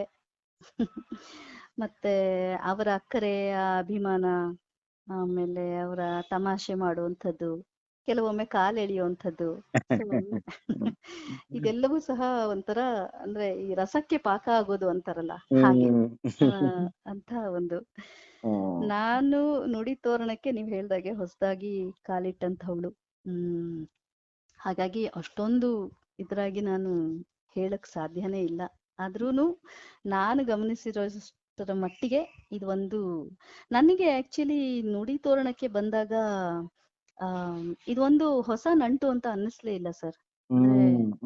ತುಂಬಾ ಕಾಲದಿಂದ ಎಲ್ರೂ ಪರಿಚಿತರೇನೋ ಅನ್ನೋಷ್ಟರ ಮಟ್ಟಿಗೆ ನನ್ನನ್ನ ನೀವೆಲ್ಲ ಸ್ವೀಕರಿಸ್ತಾ ಇದ್ದೀರಾ. ಹಾಗಾಗಿ ಇದಕ್ಕೆ ನಾನು ಪ್ರತಿಯೊಬ್ಬ ಬಂಧುವಿಗೂ ನಾನು ಆಭಾರಿಯಾಗಿದ್ದೇನೆ. ಮತ್ತೆ ಇಲ್ಲಿಂದು ನನಗೆ ಏನ್ ತುಂಬಾ ಇಷ್ಟ ಆಯ್ತು ಅಂತಂದ್ರೆ ಆ ನುಡಿ ತೋರಣದಲ್ಲಿ ಇರುವಂತಹ ಆ ಶಿಸ್ತು. ಸರ್ ಹಾಕ್ತಾರಲ್ಲ 11ರಿಂದ 12 ಏನು ಹಾಕ್ಬಾರ್ದು ಅಂತದೊಂದು ಶಿಸ್ತು. ಆಮೇಲೆ ಆ ಕಾರ್ಯಕ್ರಮಗಳದ ಅಂಕಣಕಾರರಿಗೆ ಒಂದು ಬೆಲೆ ಇರ್ಲಿ ಅಂತ ಮೇಡಮ್. ಅವರು ಕಷ್ಟಪಟ್ಟು ಒಂದು ಅಂಕಣ ಬರ್ದಿರ್ತಾರೆ. 1 ಗಂಟೆ ಅವ್ರಿಗೆ ನಾವು ಮೀಸಲಿಡದಿದ್ರೆ ಹೌದು ಹಾಯ್ ಬಾಯ್ ಅಂತ ಹೇಳ್ಕೊಂಡಿದ್ರೆ ಅಲ್ಲ, ಹಾಯ್ ಬಾಯ್ ಮಾಡಬಾರ್ದು ಅಂತ ಹೇಳ್ತೀರಾ, ಆ ಟೈಮಲ್ಲಿ ಬೇಡ ಅಂತ. ಖಂಡಿತ ಇಲ್ಲ, ಅದು ಬಹುಶಃ ಆ ಶಿಸ್ತೇ ಇವತ್ತು ಇಷ್ಟೆಲ್ಲ ಬೆಳಿಲಿಕ್ಕೆ ಸಾಧ್ಯ ಆಗಿದೆ ಅಂತ ನನ್ನ ಅನಿಸಿಕೆ. ಆಮೇಲೆ ಆ ಕಾರ್ಯಕ್ರಮಗಳ ವೈವಿಧ್ಯತೆ, ಆಮೇಲೆ ಅಲ್ಲಿರುವಂತಹ ಪಾರದರ್ಶಕತೆ. ಸೊ ಇದೆಲ್ಲನೂ ಈ ಬಳಗಕ್ಕೊಂದು ಹೆಗ್ಗುರುತು ಅಂತ ಹೇಳಿ. Thank you madam. ಏನು ಹೇಳೋದಕ್ಕೆ ತೋಚ್ತಾ ಇಲ್ಲ, ತುಂಬಾ ಹೊಗಳಿದ್ದೀರಾ. ನಿಜ, ನಮ್ಮಲ್ಲಿ ತುಂಬಾ ವಿದ್ವಾನ್ ಮಣಿಗಳಿದ್ದಾರೆ. ಒಬ್ಬೊಬ್ರು ಹೆಸರು ಹೇಳ್ತಾ ಹೋದ್ರೆ ಅದು ಇನ್ನೊಂದು ಸಂದರ್ಶನ ಆಗತ್ತೆ. ನಾನು ಅದಕ್ಕೆ ಹೆಸರನ್ನ ಹೇಳಿಲ್ಲ. ಇಲ್ಲಿ ಪ್ರತಿಯೊಬ್ಬ ಸದಸ್ಯರು ಒಬ್ಬ ವಿದ್ವಾಂಸರು ಇಲ್ಲಿ. ಹಾಗಾಗಿ ಎಲ್ಲರಿಗೂ ಮತ್ತೊಮ್ಮೆ ನನ್ನ ಸಾಷ್ಟಾಂಗ ಪ್ರಣಾಮಗಳು ಅಂತಾನೆ ಹೇಳ್ತೇನೆ ನಾನು. ಯಾಕೆಂದ್ರೆ ನಾನಿನ್ನ ಬಾಲಿಶ ಹೆಜ್ಜೆಗಳನ್ನ ಇಲ್ಲಿ ಇಡ್ತಾ ಇರೋದು. ಹಂಗಾಗಿ ಒಂದು ಮೇಡಮ್, ಇನ್ನೊಂದು ಕ್ವಶನ್ ಈಗ ಕೇಳ್ಬೇಕು ಅನ್ನಿಸ್ತು. ನೀವು ಜೀವನದಲ್ಲಿ ಒಟ್ಟು ಈವರೆಗಿನ ಜೀವನದಲ್ಲಿ ಯಾರಿಗಾರು ಒಬ್ರಿಗೆ ತುಂಬಾ ಥ್ಯಾಂಕ್ಸ್ ಹೇಳ್ಬೇಕು ಅನ್ಸಿದ್ರೆ ಈ ವೇದಿಕೆ ಮುಖಾಂತರ ಹೇಳ್ಬೋದು. ನಂಬರ್ 1. ಅದೇ ತರ ಅಯ್ಯೋ ಈ ತರ ಮಾಡಬಾರ್ದಿತ್ತು ಅಂತ ಏನಾದ್ರು ಒಂದು ಪಶ್ಚಾತ್ತಾಪ ಇದ್ರೆ, ಒಂದು ಕನ್ಫೆಷನ್, ಅದು ಸಹ ಮಾಡ್ಕೋಬೇಕು ಅನ್ಸಿದ್ರೆ ಮಾಡ್ಕೋಬಹುದು. Not compulsory. ಥ್ಯಾಂಕ್ಸ್ ಅಂತ ಹೇಳ್ಬೇಕಾಗಿರೋದು ನಾನು ನನ್ನ ಮೊಟ್ಟ ಮೊದಲನೇದಾಗಿ ನನ್ನ ಹೆತ್ತವರಿಗೆ, ಆಮೇಲೆ ನನ್ನ ಕೈ ಹಿಡಿದಂತಹ ನನ್ನ ಪತಿ ಅಶೋಕ್. ಓಕೆ. ಸೊ ಏನ್ ಮಾಡ್ತಾರೆ ಅವರು? ಅವರಿಗೆ ಅವರು ಫ್ಯೂಚರ್ ಜನರಲ್ ಇನ್ಶೂರೆನ್ಸ್ ಕಂಪನಿಯಲ್ಲಿ ರೀಜನಲ್ ಮ್ಯಾನೇಜರ್ ಆಗಿದ್ದಾರೆ. ಓಕೆ. ಬಹುಶಃ ಅವರ ಬೆಂಬಲ ಇಲ್ಲದೆ ನಾನಿವತ್ತು ಇದೇನನ್ನು ಸಾಧಿಸ್ಲಿಕ್ಕೆ ಸಾಧ್ಯನೇ ಆಗ್ತಾ ಇರ್ಲಿಲ್ಲ. ಹಂಗಾಗಿ ನನ್ನ ಥ್ಯಾಂಕ್ಸ್ ಏನ್ ಹೇಳ್ಬೇಕು ಈ ಮೂಲಕ ಅದು ನಾನು ಅವರಿಗೆ ಸಲ್ಲತ್ತೆ. ನನ್ನ ಈ ಥ್ಯಾಂಕ್ಸ್ ನನ್ನ ಪತಿ ಅಶೋಕ್ ಅವರಿಗೆ. ಅಫ್ಕೋರ್ಸ್ ನನ್ನ ಅತ್ತೆ ಮನೆ ಅವರೆಲ್ಲರೂ ಸಹ ಎಲ್ಲರ ಸಹಕಾರ ಇದೆ ಇಲ್ಲಿ ನನಗೆ. ಹಾಗಾಗಿ ನಾನು ಒಂದೆರಡು ಅಕ್ಷರ ಬರೀಲಿಕ್ಕೆ ಸಾಧ್ಯ ಆಗ್ತಾ ಇದೆ ಅಂದ್ರೆ ಅದಕ್ಕೆ ಇವರೆಲ್ಲರಿಗೂ ಸಹ ನನ್ನ ಕುಟುಂಬ, ಇಡೀ ಕುಟುಂಬ ನನಗೆ ಬೆನ್ನೆಲುಬಾಗಿ ನಿಂತಿದೆ. ಹಾಗಾಗಿ ಆ ಇಡೀ ಕುಟುಂಬಕ್ಕೆ ನಾನು ಈ ಮೂಲಕ ಧನ್ಯವಾದನ ಹೇಳ್ತಾ ಇದ್ದೀನಿ.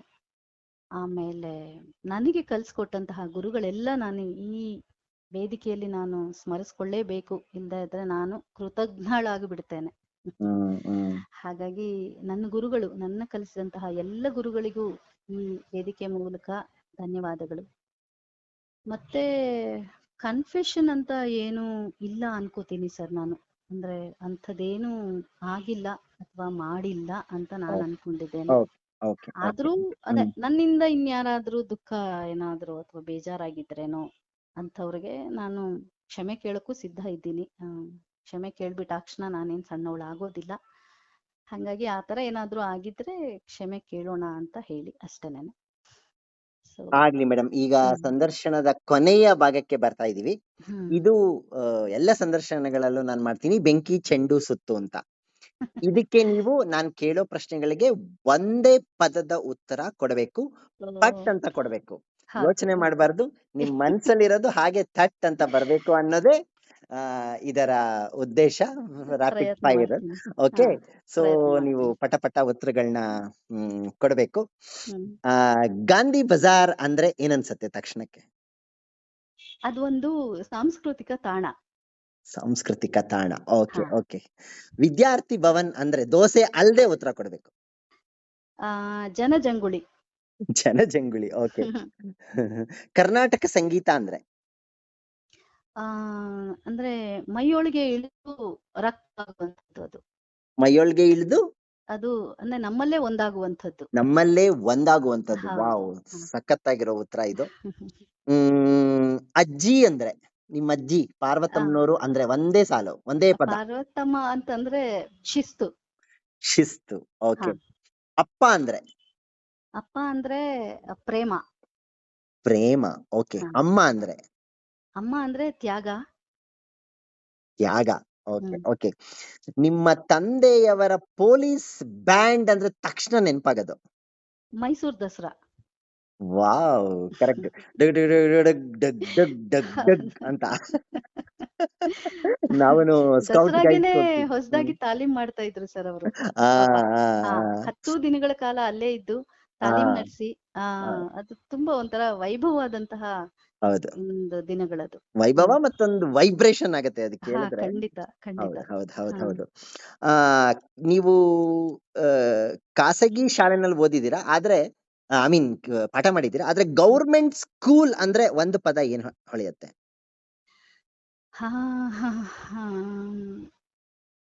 ಕಲಿಕೆಯ ಬೆನ್ನೇರ್ತಾ ಇರುವಂತಹ ತಾಣ ಅದು. Okay, thank you. ಆಕಾಶವಾಣಿ ಅಂದ್ರೆ ಏನ್ ನೆನಪಾಗತ್ತ ತಕ್ಷಣ? ಆಕಾಶವಾಣಿ ನೆನಪಾಗೋದು ಧ್ವನಿ ತರಂಗಗಳು. ಶ್ರೋತೃ ಬೃಂದಾವನ ನೆನಪಾಗಲ್ವಾ? ಅದು ನನ್ನ ಕಾಲಿಗೆ ನಾನೇ ನಮಸ್ಕಾರ ಮಾಡ್ಕೊಂಡಂಗಾಗುತ್ತೆ. ಮತ್ತೆ ಮತ್ತೆ ನನಗೆ ಈ ಪದ ಕಾಡ್ತಾ ಇದೆ ಆಕ್ಚುಲಿ. ಶ್ರೋತೃ ಬೃಂದಾವನ ನೋಡಿ ಎಷ್ಟು ಚೆನ್ನಾಗಿ ಹೆಸರು ಕೊಟ್ಟಿದ್ದಾರೆ. ಇರ್ಲಿ, ನೀವು ನೋಡದೆ ಇರುವಂತಹ, ನೋಡಬೇಕು, ಜೀವನದಲ್ಲಿ ನೋಡ್ಲೇಬೇಕು ಅನ್ಕೊಂಡಿರೋ ಒಂದು ಕನಸಿನ ಪ್ರವಾಸಿ ತಾಣ? ಹಿಮಾಲಯ, ಮಾನಸ ಸರೋವರ. ವಾವ್, ಇದ್ರಲ್ಲೂ ನಾವು ಸಮಾನ ಮನಸ್ಕರು ಮೇಡಮ್. ಅದೊಂದು ಆಸೆ ಇದೆ, ಕನಸಿದೆ ನನಗೆ. ಅಶೋಕ್ ಅವರೇ, ಈ ಸಂದರ್ಶನವನ್ನ ನೀವು ಕೇಳಿಸ್ಕೊಂಡಿದ್ದೆ ಆದ್ರೆ ಸೊ ಇನ್ 2 ವರ್ಷದಲ್ಲಿ ನಿಮ್ಮ ಧರ್ಮಪತ್ನಿಯ ಆಸೆಯನ್ನ ಈಡೇರಿಸಬೇಕಾಗಿ ಬಾನುಲಿಯ ಮುಖಾಂತರ ಮನವಿ. ತುಂಬಾ ಧನ್ಯವಾದಗಳು ನಿಮ್ಮ ಈ ಒಂದು ಸಪೋರ್ಟ್ಗೆ. ಬಹುಶಃ ಇದ್ ಕೇಳಾದ್ರೂ ಅವ್ರು ಕರ್ಕೊಂಡು ಹೋಗ್ಲಿ ಅನ್ನೋದು ನನ್ನ ಆಸೆ. ಯಾಕಂದ್ರೆ ಆಗ್ಲೇ ಹೊಗಳ್ಬಿಟ್ಟಿದ್ದೀರಾ, ಹಾ ಹಾ ಥ್ಯಾಂಕ್ಸ್ ಹೇಳ್ಬಿಟ್ಟಿದ್ದೀರಾ. ಹೀಗಾಗಿ ಅವರಿಗೆ ಖಂಡಿತ. ವಿಧಿ ಇಲ್ಲ ಇವಾಗ, ಯಾಕಾದ್ರೂ ಸಂದರ್ಶನ ಮಾಡಿದ್ಯಪ್ಪ ಅಂತ ನನ್ನನ್ ಬೈಬಾರ್ದು ಅವರು. ಖಂಡಿತ ಇಲ್ಲ ಸರ್. ನಿಮ್ಮ ನೆಚ್ಚಿನ ಸಿನಿಮಾ? ಆ, ನನಗೆ ಮೆಚ್ಚಿದ್ದು ಅಂತಂದ್ರೆ ಮ್, ಅಂದ್ರೆ ಅಂಥ ನಾನು ಏನು ಸಿನಿಮಾನ ಮೆಚ್ಕೊಳ್ಳುವಷ್ಟು ಇದರಲ್ಲಿ ಏನು ಇಲ್ಲ. ಆ ಹಳೆ ಸಿನಿಮಾ ನನ್ಗೆ ಈ ಲವಕುಶ ತುಂಬಾ ಇಷ್ಟ ಆಯ್ತು ಸರ್ ನನಗೆ. ಲವಕುಶ. ಸ್ವಲ್ಪ ಹಾ ರಾಮಾಯಣದ ಬಗ್ಗೆ ನಿಮ್ದು ಅಲೈನ್ಮೆಂಟ್ ಇದೆ ಅನ್ಸುತ್ತೆ. ಇರ್ಲಿ ಇರ್ಲಿ, ಓಕೆ ಆ, ಓಕೆ. ಹೌದು. ನೀವು ತುಂಬಾ ಇಷ್ಟಪಟ್ಟು ನೀವೇ ಮಾಡ್ಕೊಂಡು ತಿನ್ನೋ ತಿಂಡಿ? ಆ, ಆಲೂಗಡ್ಡೆ ಪಲ್ಯ, ಕಾಯಿ ಸಾಸಿವೆ ಪಲ್ಯ ಅಂತ ಮಾಡ್ತೇವೆ ನಾವು. Oh, so okay yeah okay okay. ಮನೇಲಿ ಯಾರ್ದು ಅಡ್ಡಿ ಆತಂಕ ಇಲ್ಲ ಅಂದ್ರೆ ನಾನು ಆಲೂಗಡ್ಡೆ ಹೆಚ್ಚಿ ಕಾಯಿ ಸಾಸಿವೆ ಪಲ್ಯ ಮಾಡ್ಕೊಂಡು ತಿಂತೀನಿ. ಅಶೋಕ್ ಅವ್ರಿಗೂ ಇಷ್ಟನಾ ಅದು? ಅವ್ರಿಗೂ ಇಷ್ಟಾನೇ. ಆ, ಸರಿ ಸರಿ ಸರಿ. ಓಕೆ, ಈಗ ಒಂದೇ ಪದದಲ್ಲಿ ಮತ್ತೆ ಹಾ ಆ, ಕನ್ನಡ ಅಂದ್ರೆ? ಆ, ಕನ್ನಡ ಅಂದ್ರೆ ಅದು ನಮ್ಮ ಜೀವನಾಡಿ. ಜೀವನಾಡಿ. Very good. ಹ್ಮ್ ನಿಮ್ಮ ನೆಚ್ಚಿನ ಸ್ನೇಹಿತೆ? ಆ, ನನ್ನ ನೆಚ್ಚಿನ ಸ್ನೇಹಿತೆ ಪುಸ್ತಕ. ಹಾ, ನಿಮ್ಮ ಮೆಚ್ಚಿನ ಒಬ್ರು ವ್ಯಕ್ತಿ ಹೇಳಿ, ಸ್ನೇಹಿತೆ. ವ್ಯಕ್ತಿ ಅಂತಂದ್ರೆ ಬೇಕಾದಷ್ಟು ಜನ ಇರ್ತಾರೆ ಸರ್. ಒಬ್ರು ಒಬ್ರು ಸೊ ಪರಮಾಪ್ತ ಗೆಳತಿ, ಜೀವನದ ಅಂತ ಸಖಿ. ಅದು ನನ್ನ ಅಮ್ಮ. ನನ್ ಮುಂದೆ ಪ್ರಶ್ನೆ ಕೇಳ್ದಂಗೆ ಮಾಡ್ಬಿಡ್ತೀರಾ. ಇನ್ಯಾರ್ದಾರು ಹೆಸರು ಹೇಳಿದ್ರೆ ಅವ್ರ ಬಗ್ಗೆ ಕೇಳೋಣ ಅನ್ಕೊಂಡೆ. ಇಲ್ಲ, ಓಕೆ, ನನ್ನ ಅಮ್ಮನ ಅಮ್ಮ. ಬಗ್ಗೆ ಹೇಳಿದೀರಾ ಆಗ್ಲೇ. ಹೌದು ಹೌದು. Okay okay okay. ಹ್ಮ್. ಒಂದೇ ಪದದಲ್ಲಿ ಗಾಯತ್ರಿ ಮಂತ್ರ ಅಂದ್ರೆ? ಅದು ಏನದು ಅಂದ್ರೆ ಆ ಶಕ್ತಿಯನ್ನ ತುಂಬುವಂತಹ ಒಂದು ಮಾಂತ್ರಿಕತೆ ಇರುವಂತಹ ಬೀಜಗಳು ಸರ್, ಅಂದ್ರೆ ಅಕ್ಷರಗಳು. ಹಾ ಓಕೆ. ನಿಮ್ಮ ತಂದೆ ಬಹಳ ವರ್ಷ ಉಪಯೋಗಿಸಿರೋ ಅಕಾರ್ಡಿಯನ್ ಅಂದ್ರೆ ಹಾ ಒಂದು ಪದ? ಅದು ಬಹುಶಃ ಅವರ ಎದೆಯ ಬೇಗುದಿ ಅದು. ವಾವ್, ಎಂತ ಉತ್ತರ ಮೇಡಮ್ ಇದು. ಹಾ ಎದೆಯ ಬೇಗುದಿ, ಎದೆ ಹೌದು. ಮೇಲೆ ಇಟ್ಕೊಂಡು ನುಡ್ಸೋದು. ಹಾ ಮೇರಾನಾಮ್ ಜೋಕರ್ ನಂಗೆ ಕಣ್ಮುಂದೆ ಬರ್ತಾ ಇದೆ. ಖಂಡಿತ ಸರ್, ಹೌದು. ಅಂದ್ರೆ ಓಕೆ. ಅದು ಎದೆ ಮೇಲೆ ಹಾಕೊಂಡು ಅದು ಸುಮಾರು 15 ಕೆಜಿ ಇರುತ್ತಂತೆ ಸರ್ ಅದು. ಆಹಾ ಹಾ ಆ ಹಾ. ಎದೆ ಮೇಲೆ ಹಾಕೊಂಡು ಅದನ್ನ ನುಡ್ಸಿ, ಅಂದ್ರೆ ಆ ಕಾಲಕ್ಕೆ ಅದನ್ನ ನುಡ್ಸಿ ಅದರಲ್ಲಿ ಸಂಪಾದನೆ ಮಾಡಿ ನಮ್ಮೆಲ್ಲರನ್ನ ಸಾಕಿದ್ರಿಂದ ಅದು ಒಂದ್ ರೀತಿ ಎದೆಯ ಬೇಗುದಿ ಅದು. ಹೆಗಲ ಮೇಲೆ ಹೊತ್ಕೊಂಡವನು ಅಪ್ಪ ಹೌದು. ಅಂತಾರೆ. ನಿಮ್ಮ ಹಾ ತಂದೆ ಎದೆ ಮೇಲೆ ಹೌದು. ವಾದ್ಯವನ್ನ ಹೊತ್ಕೊಂಡು ನಿಮ್ಮನ್ನ ಸಾಕಿದ್ದಾರೆ. ನಿಮ್ಮ ತಂದೆಯವ್ರಿಗೂ ಸಹ ನಮಸ್ಕಾರ ತಿಳಿಸ್ತಾ. ತಂದೆಯವ್ರು ಇದಾರಾ ಈಗ್ಲೂ? ಖಂಡಿತ ಸರ್ ಇದ್ದಾರೆ, ಅಪ್ಪ ಓಕೆ. ಅಮ್ಮ ಎಲ್ಲ ಇದ್ದಾರೆ. ನಂತರ ಹಾ ಬಳಗದಲ್ಲಿ ಒಂದು ಫೋಟೋ ಹಾಕಿ ಅವ್ರದೆಲ್ಲ, ಯಾವಾಗ ಆದಾಗ ಖಂಡಿತ ಅವ್ರ ಖಂಡಿತ ಅಕಾರ್ಡಿಯನ್ ಜೊತೆ ಇರೋ ಫೋಟೋ ಇದ್ರೆ ಹಾಕಿ, ಖಂಡಿತ ಇದ್ರೆ ಖಂಡಿತ. ಹಾಕಿ ಹಾ ಶೇರ್ ಹಾ ಮಾಡ್ಕೊಳ್ಳಿ ಈ ಸಂದರ್ಶನ ಫಿಲಂ ಬಂದ ನಂತರ. ಅಲ್ಲಿ ಲಕ್ಷ್ಮಿ ಅವ್ರ ಜೊತೆ ಅವರು ಅಕಾರ್ಡಿಯನ್ ನುಡ್ಸಿರೋದಿದೆ. ಯಾವ್ದು ಅಂದ್ರೆ ಒಲವು ಗೆಲುವು ಫಿಲಂ ಇದೆ ಅಲ್ಲ, ಓ, ರಾಜ್ಕುಮಾರ್ ಲಕ್ಷ್ಮಿ. ಸರಿ ಸರಿ ಸರಿ. ಆ ಸ್ಟಾರ್ಟಿಂಗ್ ಆ ಸ್ಕ್ರೀನ್ ಓಪನ್ ಆಗ್ತಾ ಇದ್ದಂಗೆನೆ ಇವರು ಅಕಾರ್ಡಿಯನ್ನೇ ಫೋಕಸ್ ಮಾಡಿದ್ದಾರೆ. ನನ್ನೆದೆ ಕೋಗಿಲೆಯ ಒಲವಿನ ಪಲ್ಲವಿಯ ಅನ್ನೋ ಹಾಡಲ್ಲಿ. ನನ್ನೆದೆ ಹಾ ಗೊತ್ತಾಯ್ತು ಹಾ ಗೊತ್ತಾಯ್ತು. ಹಾ ಆ ಅದೊಂದು ಹಾಡಲ್ಲಿ ಹಾಡಲ್ಲ, ಅದು ಭಾವಗೀತೆ ಅದು. ಅಷ್ಟು ಚೆನ್ನಾಗಿದೆ ಅದು. ಹೌದು. So, ಸರಿ ಸರಿ ಅದೆಲ್ಲ ಸರಿ. ಕಾಣ್ಬೋದು. ಆಮೇಲೆ ಆ ದೃಶ್ಯಾವಳಿನೂ ಸಹ ಯೂಟ್ಯೂಬ್ ಅಲ್ಲಿ ಇರೋದನ್ನ ಹಾಕಿ. ಖಂಡಿತ ಸರ್. Okay okay. ಇನ್ನು 2-3 ಬೆಂಕಿ ಚೆಂಡು. ಹ್ಮ್ ಆ ನಿಮ್ಮನ್ನ ಬೆಳೆಸಿರೋ, ನಿಮ್ಮನ್ನ ಈಗ ಸಾಕಿರೋ, ಟ್ರಾಫಿಕ್ಗೆ ಫೇಮಸ್ ಆಗಿರೋ ಬೆಂಗಳೂರು ಅಂದ್ರೆ? ಬೆಂಗಳೂರು ಅಂತಂದ್ರೆ ಆ ವಿವಿಧ ಅವಕಾಶಗಳ ಒಂದು ತಾಣ ಇದು ಸರ್. ಅವಕಾಶಗಳ ತಾಣ. ಹಾ ಓಕೆ ಅವಕಾಶಗಳ ತಾಣ. ಓಕೆ. ಕಡೆಯದಾಗಿ ಮೇಡಮ್, ಕಡೆಯದಾಗಿ ಹ್ಮ್ ಒಂದು ಸಾಲಲ್ಲಿ, ಒಂದು ಪದದಲ್ಲಿ ಬದುಕು ಅಂದ್ರೆ? ಆಮ್, ಅಂದ್ರೆ ಅದೊಂದು ಏನದು ಸೆಲೆಬ್ರೇಷನ್ ಅಂತ. Wow, correct. It's celebration. Celebration. ಆಗ್ಲಿ ಮೇಡಮ್, ಸುಮಾರು 1 ಗಂಟೆ 15 ನಿಮಿಷಗಳ ಕಾಲ ದೀರ್ಘವಾದಂತ ಸಂದರ್ಶನವನ್ನ ನಾವಿವತ್ತು ಮಾಡಿದೀವಿ. ಸಾಮಾನ್ಯ ನಾನು ಪ್ರತಿ ಸಂದರ್ಶನಕ್ಕೂ ಒಂದು ಸಮ್ಮರಿ ಮಾಡ್ತೀನಿ ಒಂದು ಪದದಲ್ಲಿ. ನನಗೆ ಇದು ಒಂದು ಪದದಲ್ಲಿ ಸಮ್ಮರೈಸ್ ಮಾಡಕ್ ಆಗ್ತಾ ಇಲ್ಲ ಈ ಸಂದರ್ಶನವನ್ನ. ಯಾಕೆಂದ್ರೆ ನಿಮ್ಮದು ಬಹುಮುಖ ಪ್ರತಿಭೆ. ಸಾಹಿತ್ಯದಿಂದ, ಸಂಗೀತದಿಂದ, ಆಕಾಶವಾಣಿಯಿಂದ, ಕತೆಗಳಿಂದ, ಮೈಲಾಂಗಿಂದ, ಇನ್ನೊಂದು ಬಹುಶಃ ನಾನು ಪ್ರಶ್ನೆ ಕೇಳದೇ ಇರೋ ಇನ್ನೂ ನಿಮ್ಮ ಹಲವು ಮುಖಗಳು ನಿಮ್ಮಲ್ಲಿ ಇರ್ಬೋದು. ಬಹುಶಃ ಸಮಯ ಸಾಕಾಗದೇ ಇರ್ಬೋದು. ಅದ್ರಲ್ಲೂ ನೀವು ಸ್ಟಾರ್ಟಿಂಗೇನೆ ನನ್ನನ್ನ ನಾಸ್ಟಲ್ಜಿಕ್ ಕರ್ಕೊಂಡು ಹೋಗ್ಬಿಟ್ರಿ. ಒಂಥರ ಅಯ್ಯೋ ಚಾಮರಾಜಪೇಟೆ ಗಾಂಧಿ ಸಾಹಿತಿಗಳ ತಾಣ, ಬಜಾರು. ಗಾಂಧಿ ಹೌದು. ಬಜಾರು, ಹಾ ವಾಸವಿ ಹಾ ಕಾಲೇಜು, ಹೌದು. ಈ ತರದೆಲ್ಲ ತಗೊಂಡೋದ್ರಿ. ಅಪ್ಪನ ಸಂಗೀತದ ಬಗ್ಗೆ ಹೇಳಿದ್ರಿ, ಹಾ ಅಮ್ಮ ಛಲವಾದಿ ಅಂತ ಹೇಳಿದ್ರಿ, ಹ್ಮ್ ಅಜ್ಜಿಯ ಶಿಸ್ತಿನ ಬಗ್ಗೆ ಹೇಳಿದ್ರಿ, ಅಕಾರ್ಡಿಯನ್ ಬಗ್ಗೆ ಹೇಳಿದ್ರಿ. ನಿಮ್ಮಮ್ಮ ಅದ್ರಲ್ಲೂ ದುಡ್ಡು ಕಟ್ಟಿ ಇಡ್ತಿದ್ರು ಅಂತ ಹೇಳಿದ್ರಿ. ಇದು ಬಹಳ, ಅಂದ್ರೆ ಆಗಿನ ಕಾಲದಲ್ಲೆಲ್ಲ ಕಾಮನ್ ಆಗಿತ್ತಿದ್ದು. ಆದ್ರೆ ಹೌದೌದು. ಈಗಿನ ಜನರೇಷನ್ಗೆ ಇದೆಲ್ಲ ಅರ್ಥನೇ ಆಗದಿರುವಂತಹ ಕೆಲವು ಸಂಗತಿಗಳು ಇವೆಲ್ಲ. ಖಂಡಿತ. ಒಂದು ಮಾತು ಹ್ಮ್. ನೀವು ಹೇಳಿದ್ರಿ, ನಂಗೆ ಬಹಳ ಬರ್ಕೊಂಡೆ ನಾನು ಅದನ್ನ. ಅಯ್ಯೋ. Best teachers are those where who say where to look ಅನ್ನೋ ಯಾ. ಮಾತನ್ನ ಹೇಳಿದ್ರಿ. ಅಂದ್ರೆ ಹಾ ದೃಷ್ಟಿಕೋನ ಕೊಡುವಂತವನು, ದೃಷ್ಟಿ ತೋರಿಸೋನು ಶಿಕ್ಷಕ ಹಾ ಅನ್ನುವಂತಹ ಒಂದು ಸಮ್ಮರಿ ಬರುತ್ತೆ ಇದರಿಂದ. ಅದನ್ನ ಖಂಡಿತ. ಹೇಳಿದ್ರಿ, ಬಹಳ ಇಷ್ಟ ಆಯ್ತು. ಇನ್ನು ತರಾಸು ಬಗ್ಗೆ ಮಾತಾಡಿದ್ರಿ ನೀವು, ಚಿತ್ರದುರ್ಗದ ಬಗ್ಗೆ ಮಾತಾಡಿದ್ವಿ ನಾವು, ಹಾ ಶ್ರೋತೃ ಬೃಂದಾವನದ ಬಗ್ಗೆ ನೀವು ಹೇಳಿದ್ರಿ. ಬಹಳ ಅದ್ರದ್ದು ಯಾವ್ದಾದ್ರು ಒಂದು ತುಣುಕು ಸಿಕ್ಕಿದ್ರೆ ಅದನ್ನು ನಮ್ಮ ಬಳಗಕ್ಕೆ ಹಾಕಿ. ಹಾಗೇನೆ ನಾನು ನಿಮ್ಮ ಹಾ ಶಿಶು ಅಂತ ನೀವೇನ್ ಹೇಳಿದ್ರಿ, ಆ ಹ್ಮ್ ನಿಮ್ಮ ಮೂರನೇದು ಎರಡನೇದು ನಂಗೆ ಗೊತ್ತಿಲ್ಲ, ವಿಶ್ವಾಮಿತ್ರ ಮೇನಕೆ ಕಥನ ಹಾ ಕಾವ್ಯದ ಬಗ್ಗೆ ಆ ಹೇಳಿದ್ರೆ. ಅದ್ರಲ್ಲಿ ನಂಗೆ ಅದನ್ನು ನಾನು ಬರ್ಕೊಂಡೆ. ಹ್ಮ್ ಮೇನಕೆ ಅಂದ್ರೆ ನಾವು ಬೇರೆ ಬೇರೆ ರಂಬೆ, ಮೇನಕೆ, ಹಾ ಊರ್ವಶಿ ಅಂದ್ರೆ ಒಂದ್ ರೀತಿ ಲಘುವಾಗಿ ನಾವು ಮಾತಾಡ್ತೀವಿ. ನೀವು ವಿಶ್ವಾಮಿತ್ರನನ್ನ ಭವದಿಂದ ಆಚೆಗೆ ತೇಲಿಸುವ ದೋಣಿ ಹೌದು. ಮೇನಕೆ ಅಂತ ಹೇಳಿ. ಅಂದ್ರೆ ವಿಶ್ವಾಮಿತ್ರ ಒಂದ್ ರೀತಿ ಈ ರೀತಿಯ ಗಾಯತ್ರಿ ಮಂತ್ರದಂತಹ ಮಂತ್ರವನ್ನ ಜಗತ್ತಿಗೆ ಕೊಡೋದಕ್ಕೂ ಒಂದ್ ರೀತಿ ವಿಶ್ವಾಮಿತ್ರ ಮೇನಕೆ ಅವನನ್ನ ಆ ತಪಸ್ಸು ಭಂಗ ಮಾಡಿದ್ದೇ ಕಾರಣ ಆಯ್ತೇನೋ. ಇದನ್ನ ಹೆಚ್ಚು ಹೌದು ಸ್ಟಡಿ ಹೌದು. ಮಾಡ್ಬೇಕು. ಎನಿವೆ ನಿಮ್ಮ ಕಥನ ಕಾವ್ಯವನ್ನ ಓದೋಣ, ಗೊತ್ತಾಗತ್ತೆ. ಮತ್ತೆ ಇನ್ನೊಂದು ನೀವು ಮಾತು ಹೇಳಿದ್ರಿ, ನಾನು ಏನ್ ಬರ್ಕೊಂಡೆ ಅದನ್ನ, ಸಾಹಿತ್ಯ ಹರಿಯೋ ನೀರು. ಅದು ಹಾ ಅಂದ್ರೆ ನಾನು ಸಾಮಾನ್ಯವಾಗಿ ಯಾರನ್ನೇ ಆದ್ರೂ ಈಗಿನ ಸಾಹಿತ್ಯ ಹೇಗಿದೆ ಅಂದ್ರೆ ಸ್ವಲ್ಪ ನೆಗೆಟಿವೇ ಹೇಳೋದು ಜಾಸ್ತಿ. ಇಲ್ಲ ಹೌದು ಹಾಗಿಲ್ಲ, ಹೌದು. ಸರಿ ಇಲ್ಲ, ಬರೀ ಪ್ರಾಸಕ್ ಬರೀತಾರೆ, ಹಾ ಸಂತೆಗೆ 3 ಮೊಳ ಕಟ್ತಾರೆ, ಈ ರೀತಿ ಹೇಳೋದೇ ಜಾಸ್ತಿ. ಆದ್ರೆ ನೀವು ತುಂಬಾ ಪಾಸಿಟಿವ್ ಆಗಿ ಹೇಳಿದ್ರಿ. ಈಗಿನ ಜನರೇಷನ್ ಸಹ ಬರಿತಾ ಇದ್ದಾರೆ, ಕ್ವಾಲಿಟಿ ಇರುವಂತಹದ್ದು ಎಂದಿಗೂ ಸಹ ಗೆಲ್ಲುತ್ತೆ ಅನ್ನೋ ಮಾತನ್ನ ನೀವು ಹೇಳಿದ್ರೆ ನಂಗೆ ಬಹಳ ಖುಷಿ ಆಯ್ತು. ಇನ್ನು ನುಡಿತೋರಣದ ಬಗ್ಗೆ ವಿದ್ವನ್ ಮಂದಿರ ಒಂದು ಮುಕ್ತ ವಿಶ್ವವಿದ್ಯಾನಿಲಯ ಅನ್ನೋ ಮಾತುಗಳನ್ನೆಲ್ಲ ಹೇಳಿದ್ರಿ. ಹಾ ತುಂಬಾ ಖುಷಿ ಆಯ್ತು ನಿಮ್ಮ ಸಂದರ್ಶನ. ಒಂದ್ ರೀತಿ ನಾನು ಆಗ್ಲೇ ಹೇಳಿದಾಗೆ ಒಂದು ಪದದಲ್ಲಿ ಹೇಳಕ್ಕಾಗಲ್ಲ, ಸರ್ವತೋಮುಖವಾದಂತಹ, ಬಹುಮುಖವಾದಂತಹ, ಬಹುರೂಪಿಯಾದಂತಹ ಪ್ರತಿಭೆ ನಿಮ್ದು. ಇನ್ನು ಹೆಚ್ಚೆಚ್ಚು ನಿಮ್ಮ ಪ್ರತಿಭೆ, ನಿಮ್ಮ ಕೆಲವು ಜ್ಞಾನಗಳು ನಮ್ಮ ಬಳಗಕ್ಕೆ ಸಿಗುವಂತಾಗ್ಲಿ ಅಂತ ನಾನು ಕೇಳ್ಕೊತೀನಿ. ಹಾ ಕಡೆಯದಾಗಿ ಬಳಗಕ್ಕೆ ಅಥವಾ ಇಂದಿನ ಯುವ ಸಾಹಿತಿಗಳಿಗೆ ಅಥವಾ ಇನ್ನೇನಾದ್ರೂ ಈ ಸಂದರ್ಶನದ ಬಗ್ಗೆ ಒಂದ್ 2 ಮಾತುಗಳಲ್ಲಿ ನೀವು ಹೇಳಿ ಈ ಸಂದರ್ಶನವನ್ನ ನಾವು ಮುಗಿಸೋಣ. ಅಂದ್ರೆ ಅದೇ ಬಳಗಕ್ಕೆ ಹೇಳೋಷ್ಟು ದೊಡ್ಡವಳಲ್ಲ ನಾನು ಅಂತ ಅನ್ಸುತ್ತೆ. ಯಾಕೆಂದ್ರೆ ನಾನು ಆಗ್ಲೇ ಹೇಳ್ದಾಗೆ ಇದೇ ಒಂದು ವಿಶ್ವವಿದ್ಯಾನಿಲಯ ನನಗೆ. ಹಾಗಾಗಿ ಇಲ್ಲಿಂದ ನಾನು ಬಹಳಷ್ಟು ಕಲಿತಾ ಇದ್ದೀನಿ ಈಗೀಗ.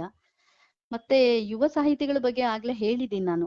ಯುವ ಸಾಹಿತಿಗಳಿಗೆ ಹೇಳೋದೇನಂದ್ರೆ ಈ ಬರವಣಿಗೆಯನ್ನ ಆಮ್, ಒಂದು ಪ್ರವೃತ್ತಿಯಾಗಿಸ್ಕೊಳ್ಳಿ ಅಂತ ಹೇಳಿ. ಬರವಣಿಗೆ ಒಂದು ಪ್ರವೃತ್ತಿಯಾಗಿರ್ಲಿ. ನೀವ್ ಅದನ್ನ ವೃತ್ತಿ ಅಂತ ಸ್ವೀಕರಿಸೋಕೆ ಆಗೋದಿಲ್ಲ. ಯಾಕೆಂದ್ರೆ ಯಾವಾಗ್ಲೂ ಪ್ರವೃತ್ತಿ ನಮ್ಮನ್ನ ಜೀವಂತವಾಗಿಡುತ್ತೆ ಸರ್. ವೃತ್ತಿಗಿಂತ ಪ್ರವೃತ್ತಿ ನಮ್ಮನ್ನ ಜೀವಂತವಾಗಿಡುತ್ತೆ. ಹಾಗಾಗಿ ಇದನ್ನ ಒಂದು ಪ್ರವೃತ್ತಿಯಾಗಿ ತೊಡಗಿಸ್ಕೊಳ್ಳಿ. ನೀವು ಜೀವಂತವಾಗಿರೋದಕ್ಕೆ ಪ್ರಯತ್ನ ಮಾಡಿ.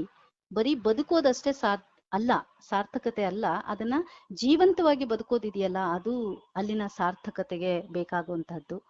ಹಾಗಾಗಿ ಈ ಸಾಹಿತ್ಯವನ್ನ ಒಂದು ಪ್ರವೃತ್ತಿಯನ್ನಾಗಿ ಮಾಡಿಕೊಂಡು ಅದರಲ್ಲಿ ಒಂದು ಜೀವಂತಿಕೆಯನ್ನ ಕಾಣಿ ಅನ್ನೋದು ನನ್ನ ಒಂದು ಅನಿಸಿಕೆ ಅಷ್ಟೇನೆ. ಮತ್ತೆ ಈ ಬಳಗವನ್ನ ಕಂಡಾಗ, ಹಲೋ, ಹೇಳಿ ಮೇಡಮ್, ಹೇಳಿ. ಹಾ ನನಗನ್ಸಿದ್ದು ಅಂದ್ರೆ ಇದು ಒಂದು ಅಲ್ಟಿಮೇಟ್ ಅಂತ ಹೇಳ್ಕೋಬಹುದು ನಾನು. ಅಂದ್ರೆ ಒಂದು ಕೊಟ್ಟ ಕೊನೆಯ ಒಂದು ಇದು ನನಗೆ ಅಂತ. ಯಾಕೆಂದ್ರೆ ನನ್ ಇಲ್ಲಿಂದು ಈ ಆ ಒಂದು ಬರಹಗಳು ಅಥವಾ ಒಂದು ಚರ್ಚೆಗಳು ಇವೆಲ್ಲವೂ ಸಹ ಒಂದ್ ರೀತಿ ಆ ಸಾರ್ಥಕತೆಯನ್ನ ಕೊಟ್ಟಂತಹ ಒಂದು ಕ್ಷಣ ಅಂತ ಅನ್ಸುತ್ತೆ ನನಗೆ ಇದೆಲ್ಲ ಓದ್ತಾ ಇರುವಾಗ. ಅದಕ್ಕೆ ನಾನು ಆ ದಿನಕರ ದೇಸಾಯಿ ಅವರ ಚೌಪದಿ ಒಂದನ್ನ ಹೇಳಿ ನಾನು ಈ ಮಾತನ್ನ ಮುಗಿಸ್ಬೇಕು ಅಂತ. Okay okay. ನನ್ನ ದೇಹದ ಬೂದಿ ಗಾಳಿಯಲ್ಲಿ ತೂರಿ ಬಿಡಿ, ಹೋಗಿ ಬೀಳಲಿ ಭತ್ತ ಬೆಳೆಯುವಲ್ಲಿ, ತೆನೆಯೊಂದು ಚಿಗುರೊಡೆದು ಬರೆ, ಧನ್ಯವಾಯಿತು ಹುಟ್ಟು ಸಾವಿನಲ್ಲೂ. ಸೊ ಅಂದ್ರೆ ಈ ಸಾವು ಸಹ ಸಾರ್ಥಕ್ಯ ಪಡೀಲಿ ಅನ್ನೋದು ಆ ನನ್ನ ಒಂದು ಹಪಹಪಿಕೆ. ಹಂಗಾಗಿ ಸೊ ಇದ್ರ ಮೂಲಕ ನಾನು ಮತ್ತೊಮ್ಮೆ ಎಲ್ಲರಿಗೂ ಸಹ ನನ್ನ ಕೃತಜ್ಞತೆಗಳನ್ನ ಅರ್ಪಿಸ್ತಾ ಮತ್ತೆ ನಿಮಗೆ ಸರ್, ವಿಶೇಷವಾಗಿ ಕಿರಣ್ ಸರ್, ಈ ಇಂಥ ಒಂದು ಆಸ್ಥೆಯಿಂದ ಈ ಒಂದು ಸಂದರ್ಶನವನ್ನ ಮಾಡಿದ್ದೀರಾ. ಒಂಥರ ನನಗೆ ರೋಮಾಂಚನದ ಕ್ಷಣ ಇದಿಷ್ಟೂನು ಸಹ. ಈ ಸಂದರ್ಶನದ ಕ್ಷಣ ಪೂರ್ತಿನೂ ನಿಮಗೆ ಮತ್ತೆ ಇಡೀ ಬಳಗಕ್ಕೆ ಮತ್ತೊಮ್ಮೆ ನನ್ನ ಕೃತಜ್ಞತೆಗಳು ಮತ್ತೆ ಆಭಾರಿಯಾಗಿದ್ದೇನೆ. ಆಗ್ಲಿ ಮೇಡಮ್, ಧನ್ಯವಾದಗಳು. ಸಿಗೋಣ. ನಮಸ್ತೆ. ಶುಭ ಸಂಜೆ, ಶುಭರಾತ್ರಿ. ನಮಸ್ತೆ ಸರ್.